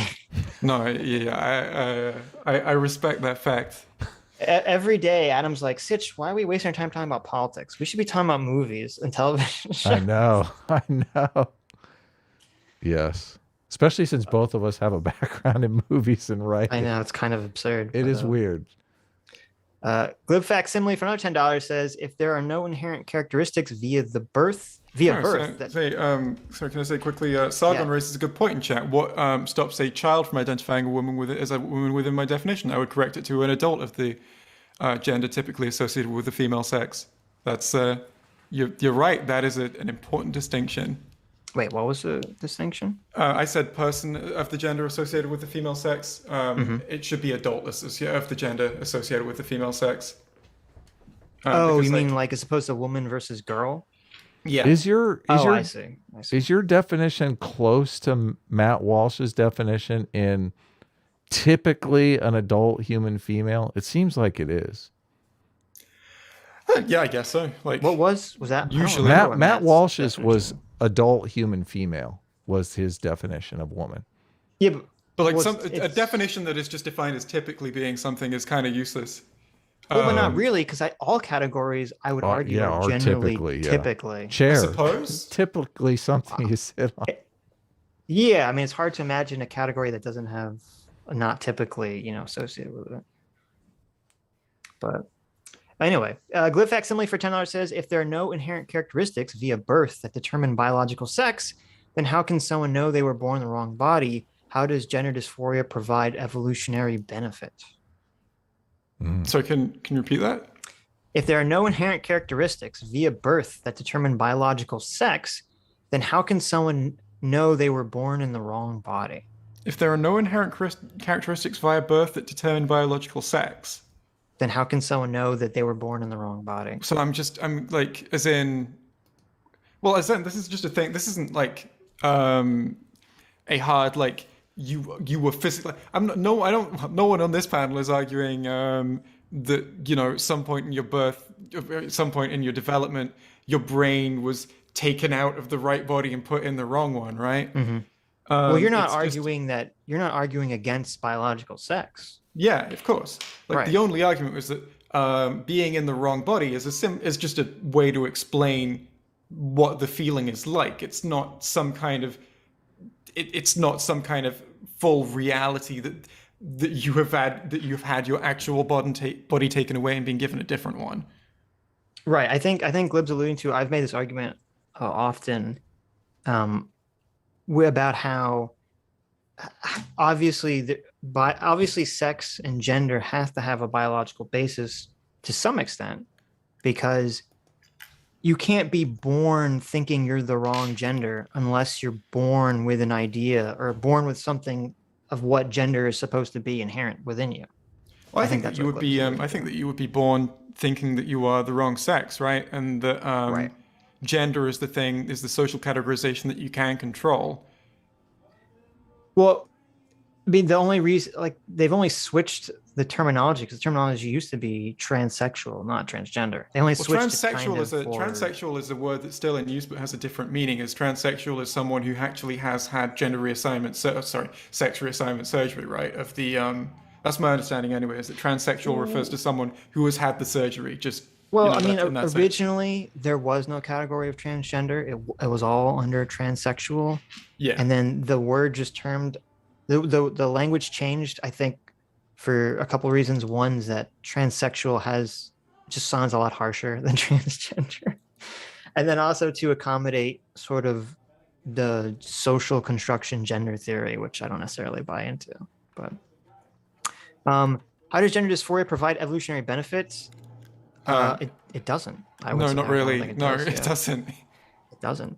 But there's it's that's where you get into the conversation of, is it a disorder? Is it a medical condition? Yada, yada, yada.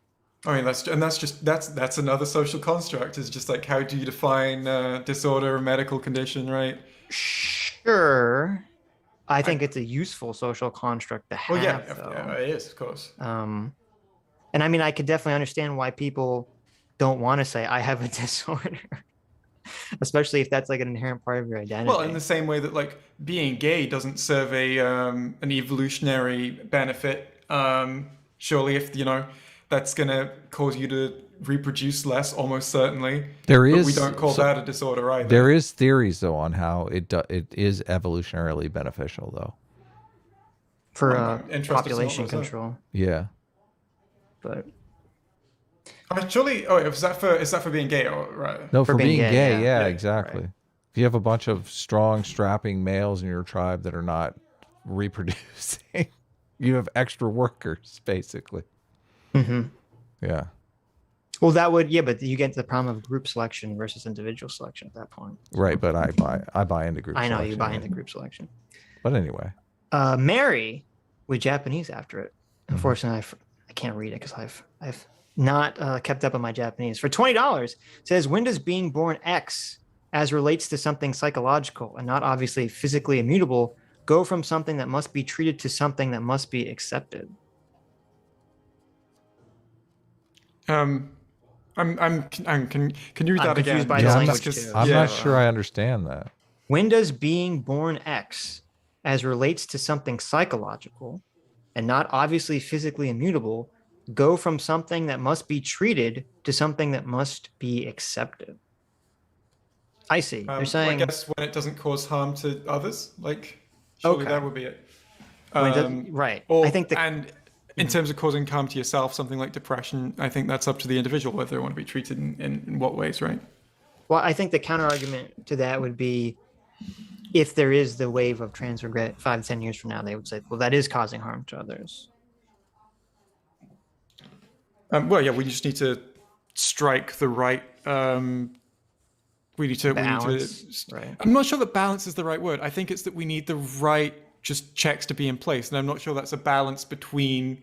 Like we could just get better at identifying what are the signs that a child is trans very early, or what are the signs that someone is trans. We could just get better at it, right? Like that's not something we should be ruling out as a possibility. No, I mean I agree. I think that's the danger of. I understand why psychologically this happens, but I think it's the danger of a lot of transgender identity being associated with as an identity as opposed to a medical condition, because then it's like I don't know how it is in the UK, but in the US, a lot of the conversation is, oh, there must be affirmative care. They don't want a psychologist or a psychiatrist, questioning you, making you jump through hoops to figure out whether you have gender dysphoria or whether you're trans, yada, yada, yada. When to me, that's a super important step. I think that jumping through hoops is sort of a phrase that's like, yeah, I don't want to have to jump through hoops to do it, right? I want to be psychologically assessed and then be good to go, right? With whatever, like, the restrictions that are in the UK, I do think are fucking crazy, right? Where you have, or at least the ones that used to exist, you have to live as your desired gender before you can be given certain things. For I think 2 years was the restriction. I don't know because I'm on private care. Wow. So it's like, I mean, right. It's and that's going to be something that weeds a lot of people out because it's like live as a woman for 2 years before transitioning. It's going to be a whole different can of worms to a lot of people. Yeah, I mean, I am sympathetic that it'd be very difficult for people to, like, for a guy to live as a woman without hormones or surgery for 2 years, depending on how they look already, could be very difficult.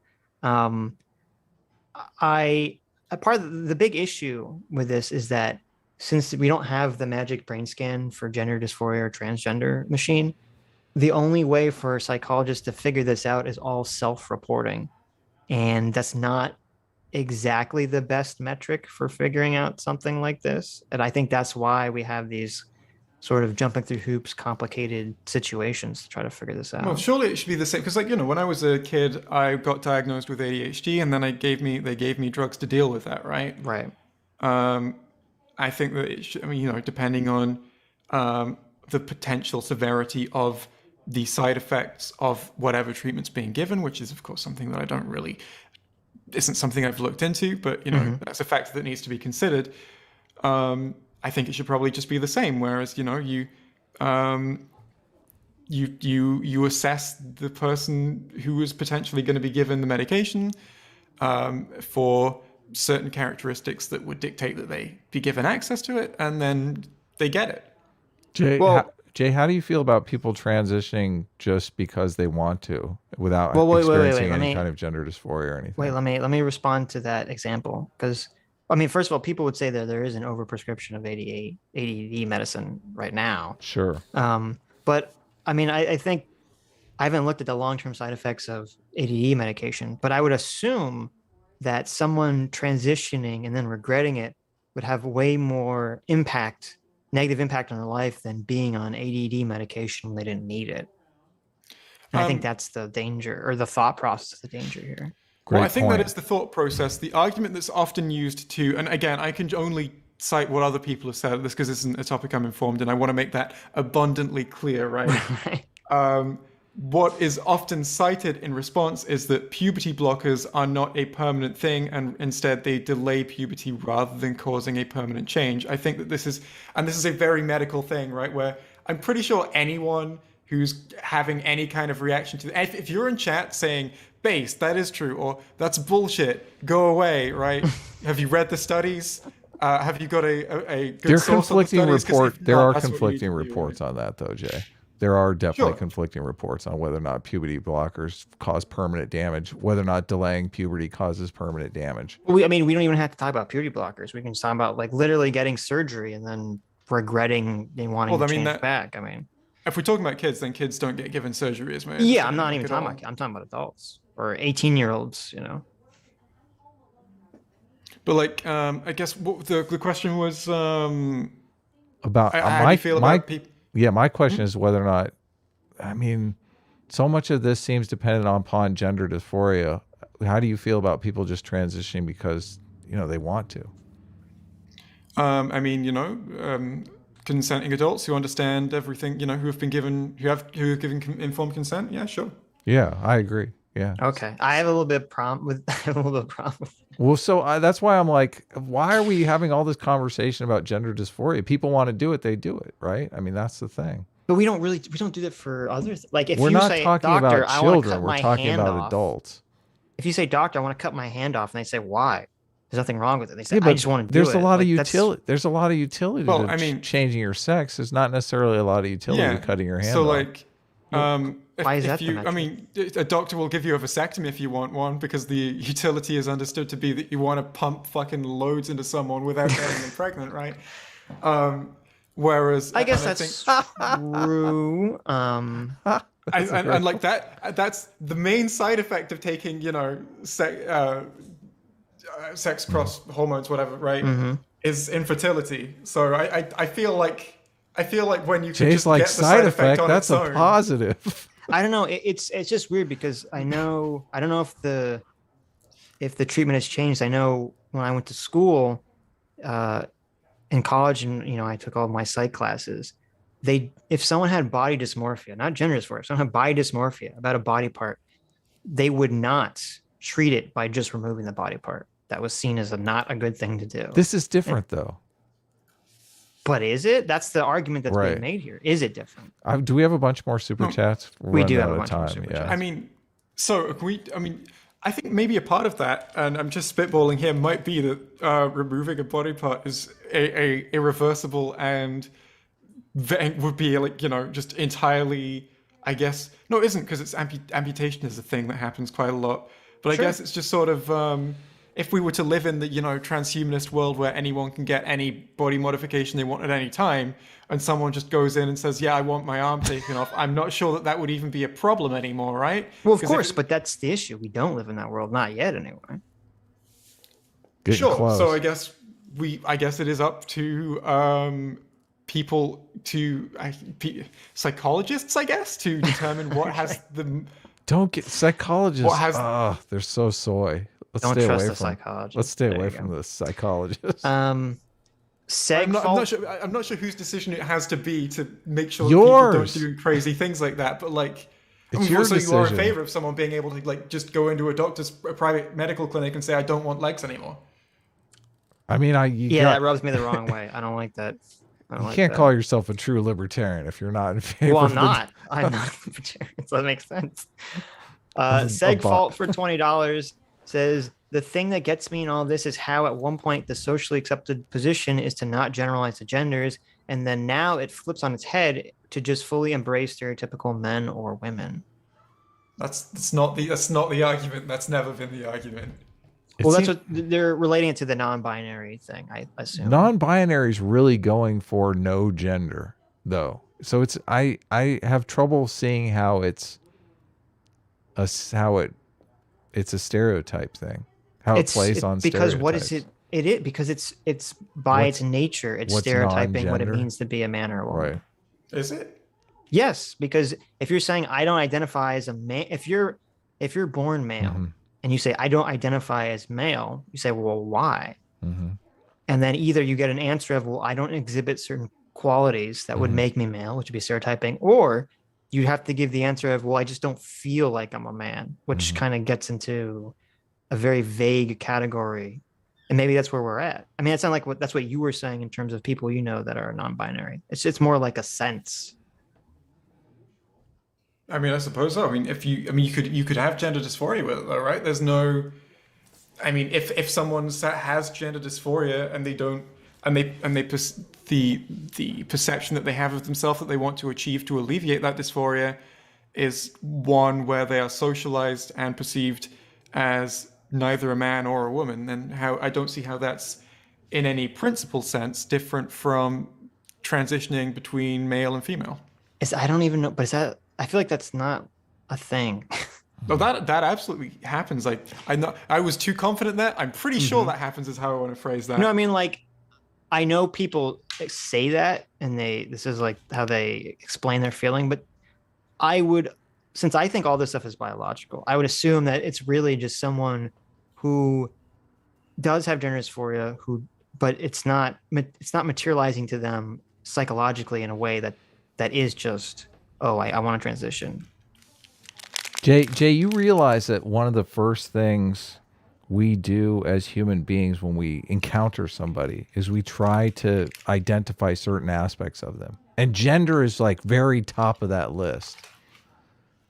Right. So there is an aspect to the non-binary thing where you're frustrating that inclination that every single human being has. I think once, I don't know, maybe, I guess it would be my guess is that once like non-binary people are more common, that inclination would maybe change. Can it change? I don't know. Because I think that the inclination currently stands as like I have a fundamental understanding that there are men and there are women. Right. That person confuses me because I can't put them in either. Right. I think the inclination might change to there are men, there are women, there are people who don't fit either of those characterizations. And when I see them, I'm just going to fit them into one of those groups, right? Well, that's a thought process. That's a force. That happens after your emotional reaction. Well, surely though, if that's the world you're used to, if that's how you've grown up, and those are the categorizations that you're used to, then that's going to be how you react. Oh yeah, you could. I mean, people can be taught or trained. So I guess I'm not talking. That's not what Adam was referring to. I'm not talking like people who have already grown up and got used to the world as it is. I'm talking like people who are born after there are a lot of non-binary people around. No. I don't think that's going to make the inclination to want to sex people unconsciously every time you encounter them go away, because that's figured into our evolution. Change to what I think it would change to understanding that you can observe someone's sex characteristics, but that's not necessarily you're not necessarily going to observe that is fundamentally a man or fundamentally a woman, especially when people's sex characteristics, even including like their genitalia, with more modern forms of surgery and medicine, may not match their outward appearance. You're no longer going, there are two categories, even just physically, right, that I can mentally slot this person into, right?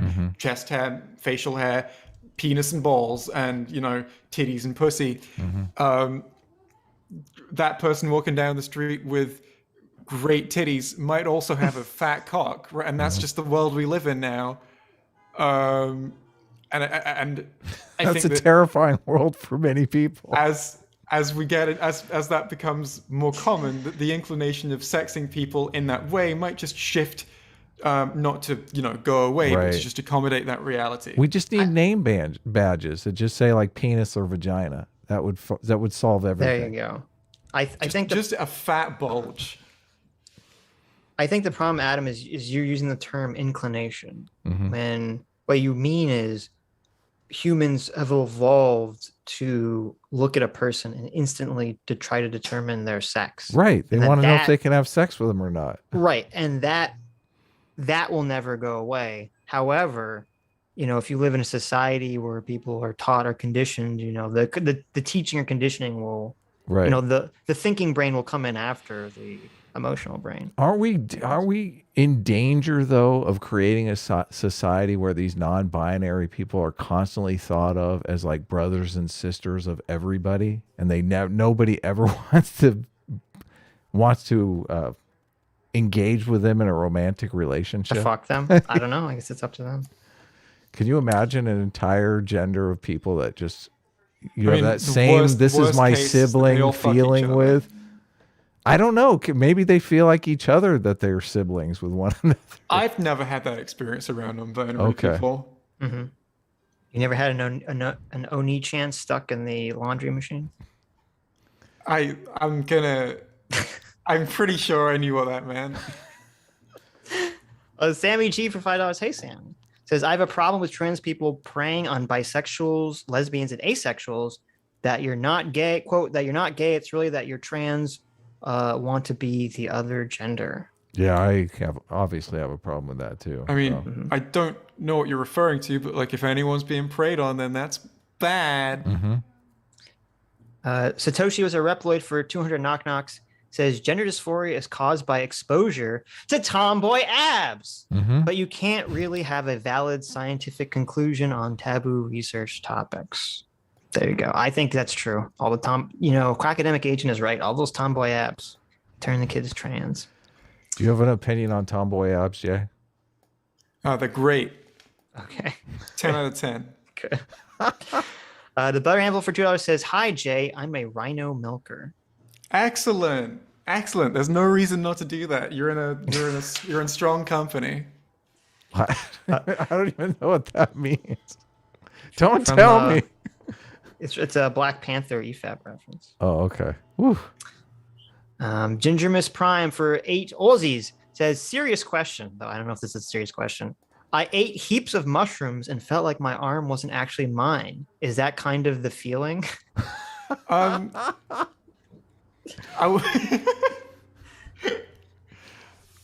Have you ever eaten heaps of mushrooms, Jay? I haven't, but I have taken other substances, and I'm nothing there has ever come close. Okay. So I'm gonna guess no. Okay. I've taken shrooms. I've never had a feeling that my arm wasn't my own. So I don't know. The crappy robot for £2 says, "Read this. Love you, Jay."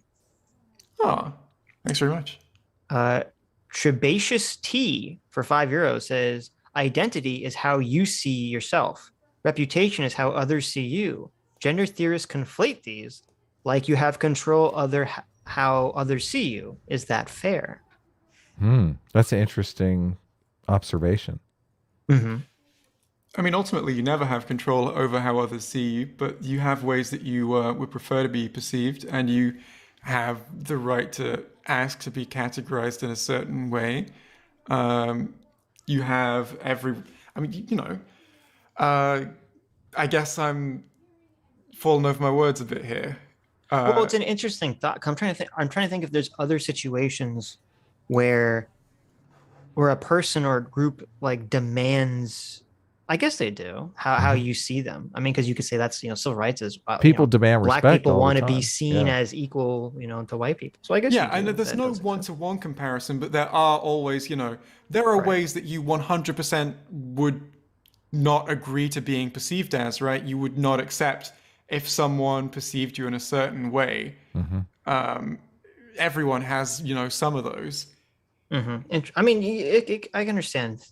I think it goes overboard with some of the trans activist stuff, but it's a more nuanced conversation. It might be like if someone, if you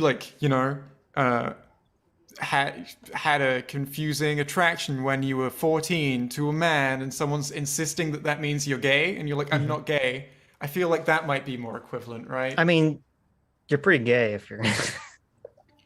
It's like, or bisexual. I don't know. You're definitely not straight at that point. I think you can still be straight if you had in the middle of your puberty when all your hormones are going wild. And you have one confusing attraction. Sure. It's I was just trying to come up with an example of a reason that someone might perceive you as gay, but you are not gay. Right. And you do not identify with the label of being gay, and I think that's the same kind of thing, right? It's right. I mean. I think that's the most direct equivalent. Okay, I understand. Oversized Trash Panda for $5 says, policing people's identity becomes necessary when you start demanding that you change how you treat them based on how they say they identify. I think that's true. I think you're probably going to use that stance to argue against things that I wouldn't want you to argue against with it. But ultimately, yeah, that's true. If someone came up to me and said my pronouns are the N-word, I would say no, I'm not calling you that. Okay, that's a good answer. Daniel the Bruce for $20 says, Non-binary is a result of the Hegelian renegotiation of the positive deconstruction of gender roles that happened organically since the 1960s, because that organic deconstruction didn't comport with a gender theory worldview. I don't know most of those words. I mean, if people, I agree completely, but I understand that you don't. I agree too, but I mean, even if non-binaries came out of some religious movement, I would still say, okay, knock yourselves out. Just because I feel like live and let live. So yeah, but the argument here is that it's used sort of as a nefariously to destroy society. I get it. Yeah, I totally get it. Okay. Do you? So I don't know if you should say, I don't think it is. Go ahead and go do it. But. Well, if I believed that it was actually going to destroy society, I would say no. You're not destroying my society. But Adam, the Romans fell because they started to become non-binary. Don't you know this? Listen. People think tomboy abs are going to destroy society. Okay, I disagree. Okay, right. So yes, you're allowed. Just can I have a little more evidence that people claiming to be non-binary is going to destroy society before we start throwing them into re-education camps? Brain for $5 says, without agreed descriptive definitions, prescriptive arguments are pointless. Much of this is simply wheel-spinning hyper-moralism. Mm-hmm. I think I agree with that. And without descriptive definitions, prescriptive definitions are pointless, was that? Without agreed upon descriptive definitions, prescriptive arguments are pointless. Yeah. Maybe. I don't know about that, but it feels like there are examples that could be against that. Well, no, because then everything devolves into Sitch's law. You're right. Descriptive definitions. I generally feel like people argue for... Yeah, the description is very important because it's tied. That's what ties it to reality, and reality is the base. Well, no, just because then you have two people, they're not arguing about the same thing. They're just talking past each other. Well, but there are situations though where reality dictates the prescription. Like people are arguing for different realities. Like obviously, if you're arguing for reality that non-binary genders are going to destroy society, we have to get this straight. Is that reality? I mean, because the prescription comes out of that reality. Right. Yeah. Well, I would argue it doesn't. I'd argue it comes out of a moral foundation of disgust or closeness, and then they look for the rational argument to fit the moral feeling. But you wouldn't put an end to non-binary genders if we knew proof positive that they would destroy society. Sure. But I'm a hyper rational. Because there are enlightened people, centrist. There are people, libertarians in particular, who would say, no, it doesn't matter that it's going to destroy society. The individual gets to decide whether or not they want to be non-binary. No, I'm not on board with that. No. Okay. Can I respond to this chat that just says, would Jay agree to be pregnant if he had the chance? Yeah, that's Kavah. That a Kavah chat? Watch out, Kavah's a little shit starter. My answer is no, I don't have any desire to get pregnant. My little bottle of cum in the Aberdeen University is plenty enough for me, and I'll use that if I want to have kids. An interesting thing, Jay. How do you're saying that you have this gender dysphoria, that you have the feelings of a woman. Every woman I've dated can't wait to get pregnant. What's going on here? I've known plenty of women who don't want to get pregnant, man. I don't know what you're on about. Like maybe that's happened to you. But there are you got to admit though, you've met women that have a strong desire to be a mother. That's something. Of course. Yeah. Jay, you playing with marbles? No, I'm playing with. I don't. Okay. You could stop that. It is kind of annoying, but. Sorry, I didn't realize it was. I didn't want to say anything. Oh yeah. What is I'm used to Discord that cuts that out. That's what that is. Sorry. They are little infinity stones that appeared on my doorstep in a little package, and I don't know who sent them to me. Oh, that's awesome! Someone just got you infinity stones. Yeah, someone just got me a set of 6 infinity stones. How do people know where you live? Is your address? That's the thing that concerns me. That's super weird. See, I always play with a little Sitch doll, so it makes no sound. I'm hoping it was like a member of my family, but surely they would have come up to like take credit for it. I don't know. Or they would have put a note on that or something. Yeah, right? Yeah. It was just a box that had my name on it and my address. And I'm like, Okay. Maybe it's an admirer from the college where they keep your sperm. Hey, Jay, can I ask you another question? I'm curious. Yes. What, when you think of the female gender, what are some characteristics or traits that you would associate with the female gender? Smooth skin. I mean, high besides voice, that being kind of bad at math, we all know that one. thing. So smooth skin. The typically less gravelly and higher pitched voice, that kind of thing. I think generally I associate I like physical deep voice traits. women, though. I mean, there's nothing sexier than a very voluptuous woman with a deep voice. You like Dr. Girlfriend, Adam? Yeah, Dr. Girlfriend is the perfect example. Are you kidding me? Smokers. Well, no, it's I don't know, like I don't know what the word is, but like a woman has a deep voice and a man has a deep voice still sounds very different. Like it's a completely different quality. Well, let's move on to the list. Jay, more things. Give us some more things. I guess titties. And them wide birthing hips. I guess Nice. that would be my immediate list of associated physical characteristics. Are there any others? You don't have to stick to physical. Well, I don't really have I don't really associate any immediate personality traits or anything. like being right? a bitch. Yeah. Oh, the main thing I associate with women is being dumb and annoying. Narcissism, neuroticism, Gossips. Oh yeah, gossipy. What else? Okay. Never knows when to keep her fucking mouth. Potential roadkill for $2 says, how does Jay feel about birthing people? Birthing people is in the terminology. I don't know. That's all it says. How do you feel about birthing people? How do you feel about having people come out of your vagina? How do I feel about having people come out of my vagina? I'm against it personally, but you do you if that's what you were into. Okay. The expert layman for $20 says, identity is produced through negotiation with the group.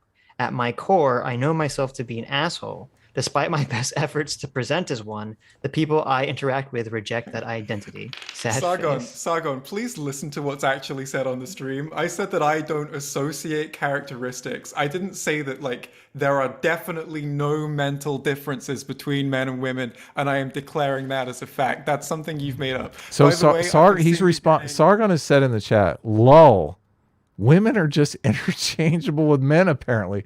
Have you not been listening, Sargon? We said women are bad at math. And then he men said no excel mental at differences math. at all. Which by the way, Sargon, if you ever want to debate a topic, I'm more than happy, but it's going to have to be something that we have overlap in. But that would be fun. Oh, here you go. Speaking of you debating Sargon, Andrew Clark for $2 says, Jay, were the Jedi the good guys? In the original trilogy, yes. In the prequels and the sequels, no. Uh-oh. Oh, okay. Maybe you agree with Sargon. Sargon thinks I mean, the Emperor was correct. The Emperor was correct. In the prequels, yeah. I mean, his goals were to just take power, so to bring order and to the universe. But we also have the Jedi movement itself in terms of being super detached and not forming bonds with other people is super cringe. Right. Which is what they've been going for in the in terms of I think that the Jedi are the good guys fighting against the First Order because they blow up fucking planets in the sequels, right? They're probably the better two evils there, but I don't like their ideology very much. Okay. I don't know. Maybe you can argue with Sargon about the Jedi. I would love to argue with Sargon about the Jedi. How are we doing on super chats? Takes. We're running late. I saw Aiden in the chat, so I'll see. I apologize for nothing, but says, what does a person typically associated with the female sex mean? Not a person associated. Hang on, can you read that again? What does, quote, a person typically associated with the female sex mean? No, a person of the gender typically associated with the female sex, right? So of female gender. So, I mean, and that is so gender being the social categorization that we associate with male or female. So usually that is going to mean that you are born a female and then raised as a female, but it could also accommodate people who have transitioned to that socially and physically or whatever, right? Okay. Yeah, I don't feel there's any more fundamental way to explain it, really. Danny Grover for £5 says, "What are your thoughts on feelings of autogynephilia possibly being mistaken for trans?" Um, Autogynephilia is like That's a a term for guy me. who is sexually aroused by the thought of being a woman. It's like I think that if all of your if all of your desires to be like female is sexual, then I feel like that's pretty easy to notice for yourself. Like, I'm pretty sure that I know the differences between like stuff that I want to do because it like gets me off and stuff that I want to do because I have like some other kind of desire to do it. I guess is that it? Is there anything more to that question? No, I mean it's a theory that's one of the theories is that trans people just have autogynephilia. But Yeah, I don't it's think really it, funny. I don't think I'm it's, not sure it's valid. I don't think it's fair to accuse, because obviously there are people that it's a sexual fetish for, but I don't think that's. do you? Well, yeah. I mean, I guess the question is, would people who do have autogynephilia be predisposed to transition? I guess they would, wouldn't they? They would be, yeah. Right. So you wouldn't be able to tell. Well, if a maybe. I don't know, person actually. has- I've never talked. Surely though, if they actually don't have the identity that is, if they don't actually have the identity, then if they do transition, then they're going to start actually getting dysphoria and want to transition back.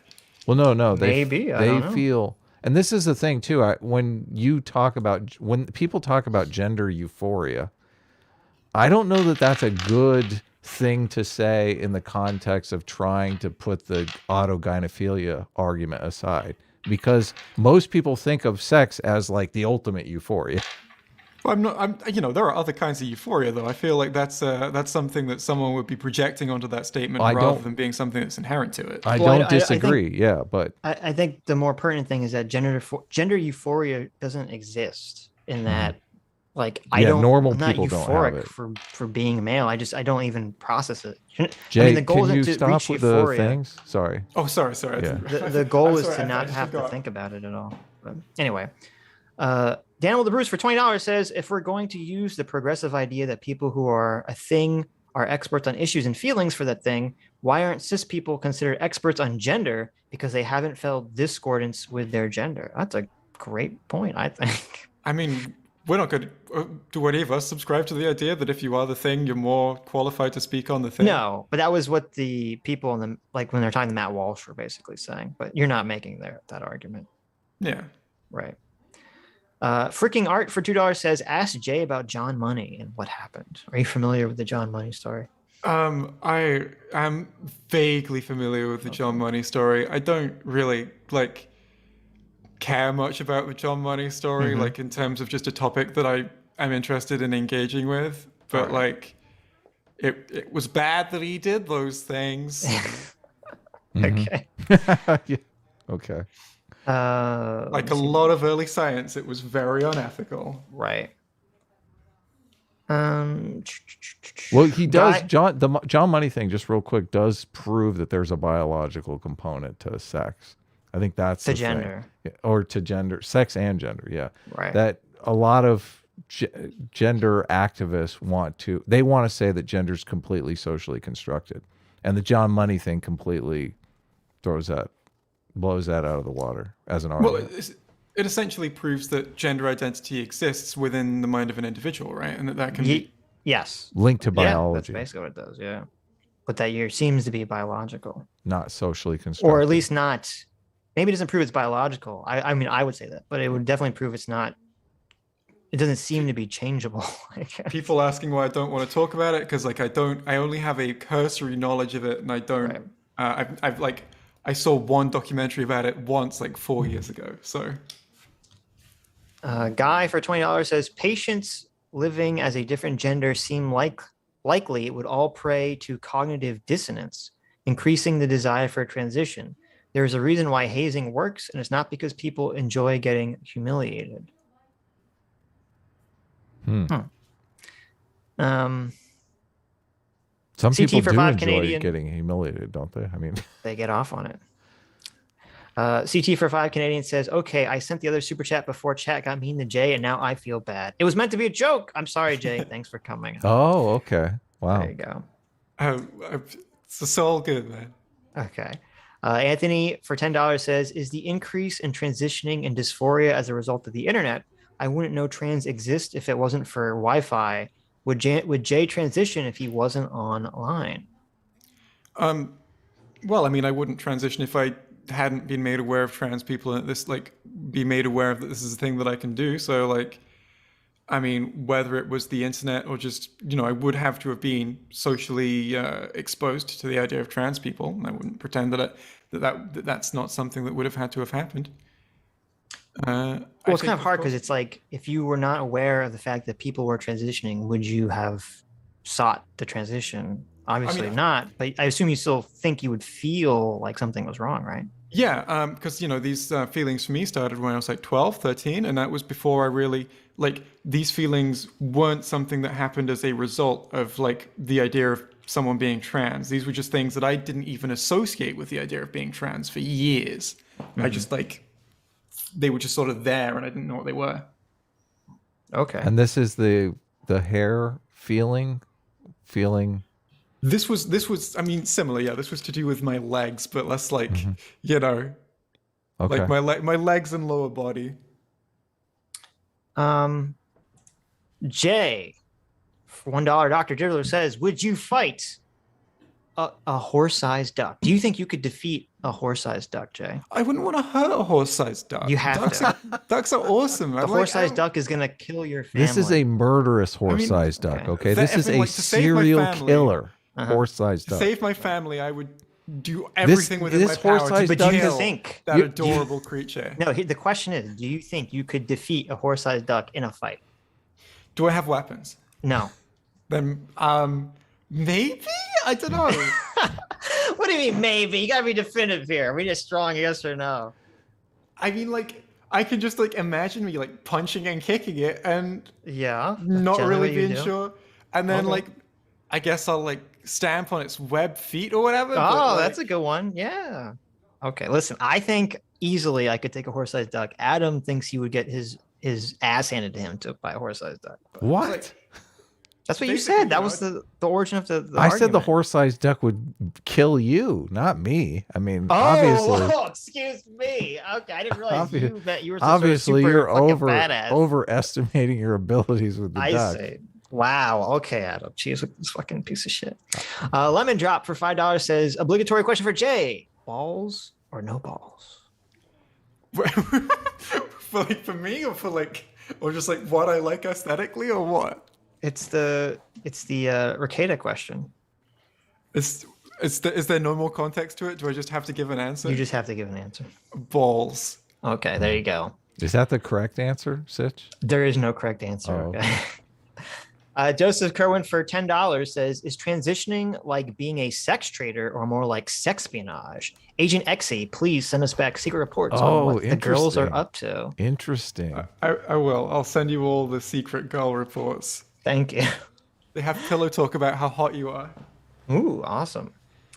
Athramus for $5 says, "Accommodations for the needs of trans and non-binary people necessarily become a burden on society. So for society to take on new burdens, we need strong justification. The focus on gender dysphoria rather than chosen gender preferences / aesthetics." That's probably summarized the argument pretty succinctly there. Mm-hmm. I think a lot of the gender activists don't really recognize the burdens on society. Jay, you have a take on that? I'm sure. I think that society needs to change to accommodate these people, and I think that is, of course, with any change, going to be a cost to it. Yeah, like when you ask for change, you're asking for change. That is in itself the cost, right? I guess. I guess if you magically say, what if we just rearrange all these things for free, and then it turns out to just happen to work better that way anyway, then grand. But that doesn't seem to normally be the case. The cost, though, is, if you compare it to like disabilities, where they're putting in wheelchair access and stuff like that, that cost is borne by the business owners. Okay. In this situation, I'm realizing that the cost is more widely borne by everybody. And I think that's probably why there's so much more conflict over it. Well, what kind of cost are you talking? Well, there are people, there's the women's spaces issue, which is generally borne by all of women. I don't think men really care about that so much. There's the women's sports issue, which is obviously the costs are borne by women athletes. It's just, there's such a wide diversity of people that are bearing these costs for the changes. I mean, you're not obligated to comment on any of this stuff. So sure, I guess I'll just leave it hanging then. Yeah, I don't have much to add. Well, my whole thing is I don't necessarily know. I understand that there are different wills in conflict here. Part of politics is trying to settle those differences. Of course. How much can I say on this? I'm not a female athlete. I mean, I can empathize with the female athletes. I can empathize with the trans people too.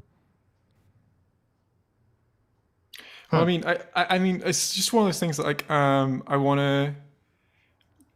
to do that on like a sport by sport basis and leave it down to experts to say, okay, well, here's what's gonna happen when, I think in what is it, MMA, they have like they have physicals for their like competitors, and if the people doing those say that like a trans woman is valid in that arena, then I'm not going to pretend that I think I know better than that person. Yeah. Okay. Let me ask two more. Squeezes Louiserson? Jesus. Squeeze Louise changed her name to Squeezethis Louiserson. I'm assuming it's Squeeze Louise. For $20 says, Jay, specifically how big of a duck could you beat up? A dog-sized duck? A mouse-sized duck? I don't know, right? Because I could definitely beat up a dog-sized duck, I'm pretty sure. Okay. But at some point, like larger than that, it becomes a case of, well, I guess I'd just try like kicking it in the face or whatever part of it that I could reach. And at the point it doesn't respond to that, I'm just like, fuck. I see. I would kick its little duck legs out from under it. Because I don't think duck legs can support the weight of a horse-sized duck. That's my goal here. That's my plan of action. David Edward for $10 says, for all three of you, how important do you think it is to understand the genetics of sex to form a valid opinion on this topic?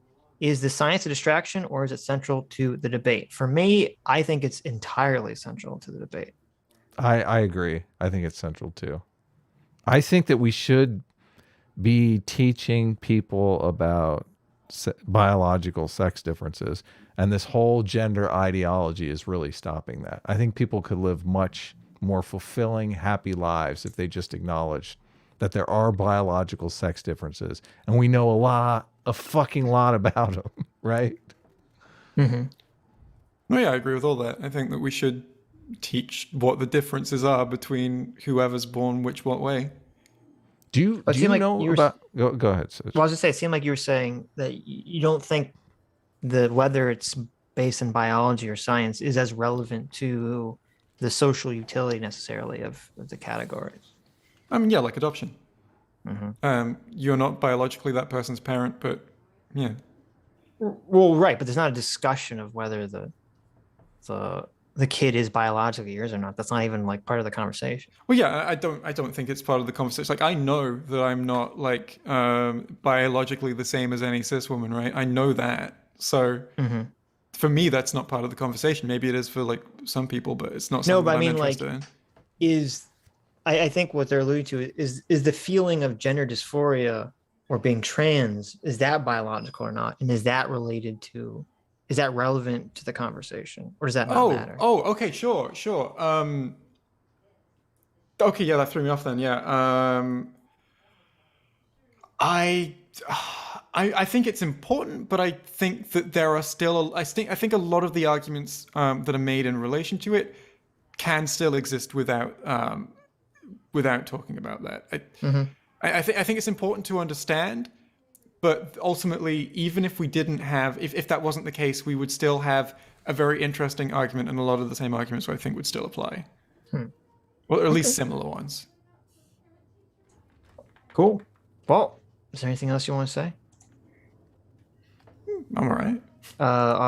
Are we going to be part of the clique of neo-Nazis that Hassan mentioned that you interact with? I don't think Hassan is going to mention me again, to be honest. I think he's learned his lesson. Has he? I hope so. No, he would never learn a lesson. I'm sorry. He's never learned a lesson in his life, Jay. What are you talking about? Yeah. No, he's beyond learning lessons. Well, thanks for coming on, Jay. I think it was a cool conversation. Yeah, I feel like we had a good time. Yeah. Unless you want to stick around, I don't know if you have strong thoughts on Ukraine and Russia. Well, we're gonna shut down and start another stream anyway, guys. I have strong, very, very uninformed and casual thoughts on Ukraine and Russia. So I won't contribute much to that. You have to know about the 2014 coup that elected President Linsky Prime Minister of Ukraine in order to actually have this conversation with him. That's right. Yeah, I'll be hopping out here then. Yeah. All of that stuff I said was bullshit, by the way, Jay. Yeah. So, but we're gonna start a new stream, and you said I wasn't paying attention to chat. I'm assuming Aiden is around. Yes, I messaged her. I've Spoon's joining us as well, so we're gonna talk to Aiden Spoon about Ukraine. We'll have a new chat or new stream coming up, so just hang tight. See that pop up in your feed. Bye bye. Bye bye. Bye bye.